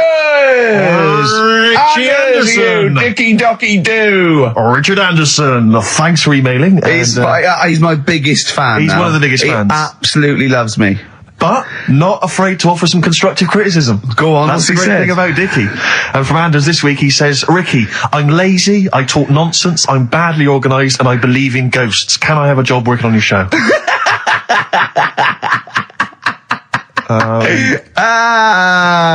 Possibly, Anders. Maybe send in a CV. Or email a CV. He's put a little bit of all of us in that, hasn't he? Oh, I'll ask him if he's a goggle-eyed freak, Steve. All right, calm down. Well, no, I didn't mean there's no need to get insulted. No, I didn't necessarily No need mean to get you, nasty. No did need I? to get nasty. Richard Anderson, incidentally, has emailed in. Go on. Dickers Anderson. It's not happening, is it? There? Is it? Why not? Because I'm a bit stupid. Why can't... I can't work it out, can I? Can't figure it out. How would you call someone normally? Well, normally I just pick up the phone and dial it. Sure. No, I don't And mean... then No, I mean... But it's like I have a problem getting it through the desk. I tell you what, can I play an ad break and practice? I'll pretend this didn't happen and then You come know, back in a to weird you. way, it's like It's like having Carl. It's like having Carl. Play the ads. I'll get back to you. Anderson, Richard Anderson, I should just say, has got in touch. Okay. Here we go. Hold on. Oh, Claire. No, I can do it. Just tell All me right. Anderson. This is ludicrous. Yeah, so obviously Richard Anderson, he's emailed in his thoughts. Dickie Anders, Randy Anders. You. Dickster, Dickmeister General. Dickmeister General. And he says there's something making... Have we got it, Claire? He says there's something making strange yelping noises in the thicket at the end of my garden. Shall I go and prod it to see if it's Carl? Let me just tell you what Dick has said. He said, Richard Anderson, he also said, P.S. the show's still rubbish without Carl. Still rubbish without Carl. Now, is that a compliment? It's still rubbish without Carl, which suggests he thought it might be better without Carl. No, I think he means it's equally rubbish. Right. Brilliant. Nothing Thanks. changes. Thanks, Dickers. Yeah, he's Beautiful nothing- Dickmeister. What's happened to Anders? Well, I was just going to say, actually, we've not had correspondence from Richard Dickie Anders for some time. The Dickmeister Yeah, General I with know. his naughty, insulting ways. Yeah, Anderson used to email regularly. if you Anders, get on your computer. Get in touch, mate. What do Just tell us you what think of the show. Hold on, though. To be fair, he was listening when we were pretty shoddy. Isn't that If true? he's listened to the last 3 weeks, I think we're owed a little apology from you, Dickster. Exactly. Absolutely. Listen, Piley, we want to send you all those goodies, including Scottish rock, but we don't have your address, so email in your address and we can send that off to you. All right? Yeah. More adverts? Yeah. The Seeker from The Who. Brilliant. Classic rock. On XFM 104.9, I'm Ricky Gervais, with me Steve Merchant, Karl Pilkington. All right, well, unsurprisingly, the overwhelming consensus is that people would like to hear the return of Rockbusters. I should, however, point out just some of the no responses. Let me see what we've got Is here. Dickie Anderson called in yet? Sadly, nothing from Dickers. I think I might make him one of my hilarious sort of comedy characters. What do you think he would sound like? What would he sound like? It's sort of probably like that, I think. Ding dong. Hello. Hey, it's Dickie Anderson. I can't believe it. Your show's rubbish. Something like that? I mean, I think you should work on them perhaps before You're saying there's not a lot of substance to these I'm guys? just saying that, once the novelty of the doorbell has worn off. I don't think you understand comedy on radio, I'm not Steve, sure I do, to be honest. Listen to Noel Evans, listen to Moyles. You'll see you don't need to riff with it. It's just, you just do the doorbell and just say they're here. Right. That's all you need to do. Sure. So, that's the main thing. Well, so we've had a couple I'm of thinking of some responses. more characters as well. We'll keep working on those. Yeah. It's interesting. I mean, I don't think our number one fan, Dickie Anderson, Richard Anders, was on the panel. Although he here has emailed in. He's got a couple of thoughts as to maybe why we. What is Dickers doing, man? Dickers says, commiserations on not winning a Sony. I can't believe you didn't win. Naturally. I mean, apart from your show's obvious lack of quality and effort, having a monkey for a producer, offering the biggest load of tat as competition prizes, saying hairy Chinese kid 48 times every show, Rockbusters, not bothering to turn up for weeks on end, only having 3 listeners, introducing the comedy characters Camp David, Harry Fook, which I think he spelt wrong there, Stephen Merchant. I'm not a character.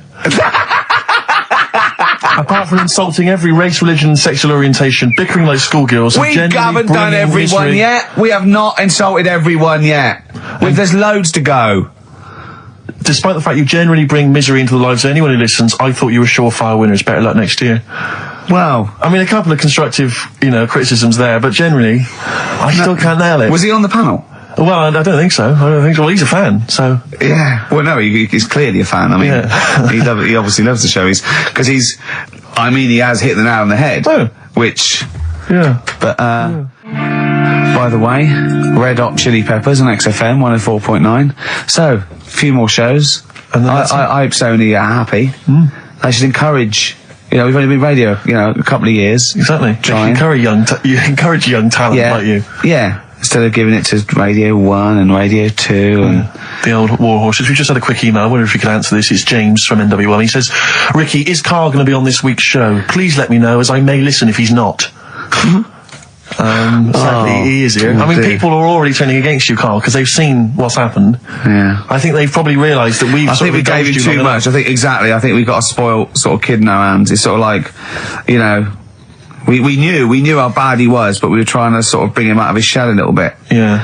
You got to encourage sort of, children like Karl. Well, yeah, exactly. To sort of fend for themselves. But I like the fact that Dickie Anderson had that wonderful rant. It was an articulate email. It was quite long, and he must have typed it immediately. I'm thinking, because he's a fan of the show and he thinks I'm a genius, we need a PA. Sure. Don't we?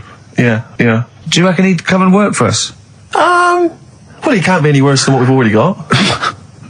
I know. So there you go. Then we're giving up radio. We're going to concentrate on television. Karl's going to probably go back to what? Your little, just doing your sound. The thing I won a silver for at the Sonys. Where's Dickie Anderson? Not heard from Dickie Anders for a long, long time. Because I wanted to. If there's one show I'd want him to hear, it's this one. Because we've pulled out some of the stops now, haven't we? He's excited because he's going away, so he's putting an extra bit of. Come on, let's play a record. Let's play a tune, then let's come out with Monkey News. We have some Monkey News to end with. He's excited. Incidentally, we mentioned that Stargate SG-1, I'm sure you look forward to that, Michelle. That features Richard Dean Anderson. Had a lot of emails, people saying, is that the same Richard Dean Anderson or Dickie Anders? They used to email in and said he loved the show. What's happened to Dickie Anders? I've not heard from Dickie for ages. So, Dickie, if you're listening, Richard Anderson, if anyone knows Richard Anderson, what's happened to him? Well, I think we know his top 3. Yeah, exactly. So, Dickie Anders, if you're still out there, get in touch with Anders, little saucer, alright? Yeah. Anders. Embrace and Gravity on XFM 104.9. We've had a couple of texts. People obviously can text in 83XFM. That's the text number for the big quiz that's coming up shortly. Rockbusters, still your opportunity to win some of those cracking prizes. Enter your name in the draw if you can unravel the, I don't know what you call them, conundrums that Karl set. Sort of. We've had a couple of texts. Obviously, we're leaving early today. This is a shortened show and our last show of this run. But we've got to leave early. We've got to go down and try and make poverty history. But Rob's texted and he says, only an hour and a half today. Well, poverty does have some benefits then. He's a fan. He understands the show. Who was that little fella that used to write in who hated the show? I forget his name. I haven't heard from him for a while actually. I don't know what happened. No. Maybe he realised that if he hated the show so much, the obvious thing to do was to switch off. Maybe that finally. That's annoying. What's his name? Someone will remind us of his I name. like people who hate us to carry on listening. Yeah. It just gives it an edge, doesn't it? Yeah. It's the fact that, you know, that you're annoying someone. I mean, I love annoying people. I know you do. I know So you're like a kind of walking Chinese water torch. Yeah, exactly. Yeah. Well, how's it going with Rockbusters? Anyone got the answers? Actually, one guy has texted in, James in Deptford. He's offered some answers, and he says here the guy that hated us, famously, of course, we should have remembered, Dickie Anderson. Dickie Anderson. Richard Anderson, of course. I don't know if Dickie's still listening. If he is, obviously email in ricky.gervais@xfm.co.uk and tell us what you've been doing, how you've been keeping busy and stuff. Yeah. Nice to hear from him.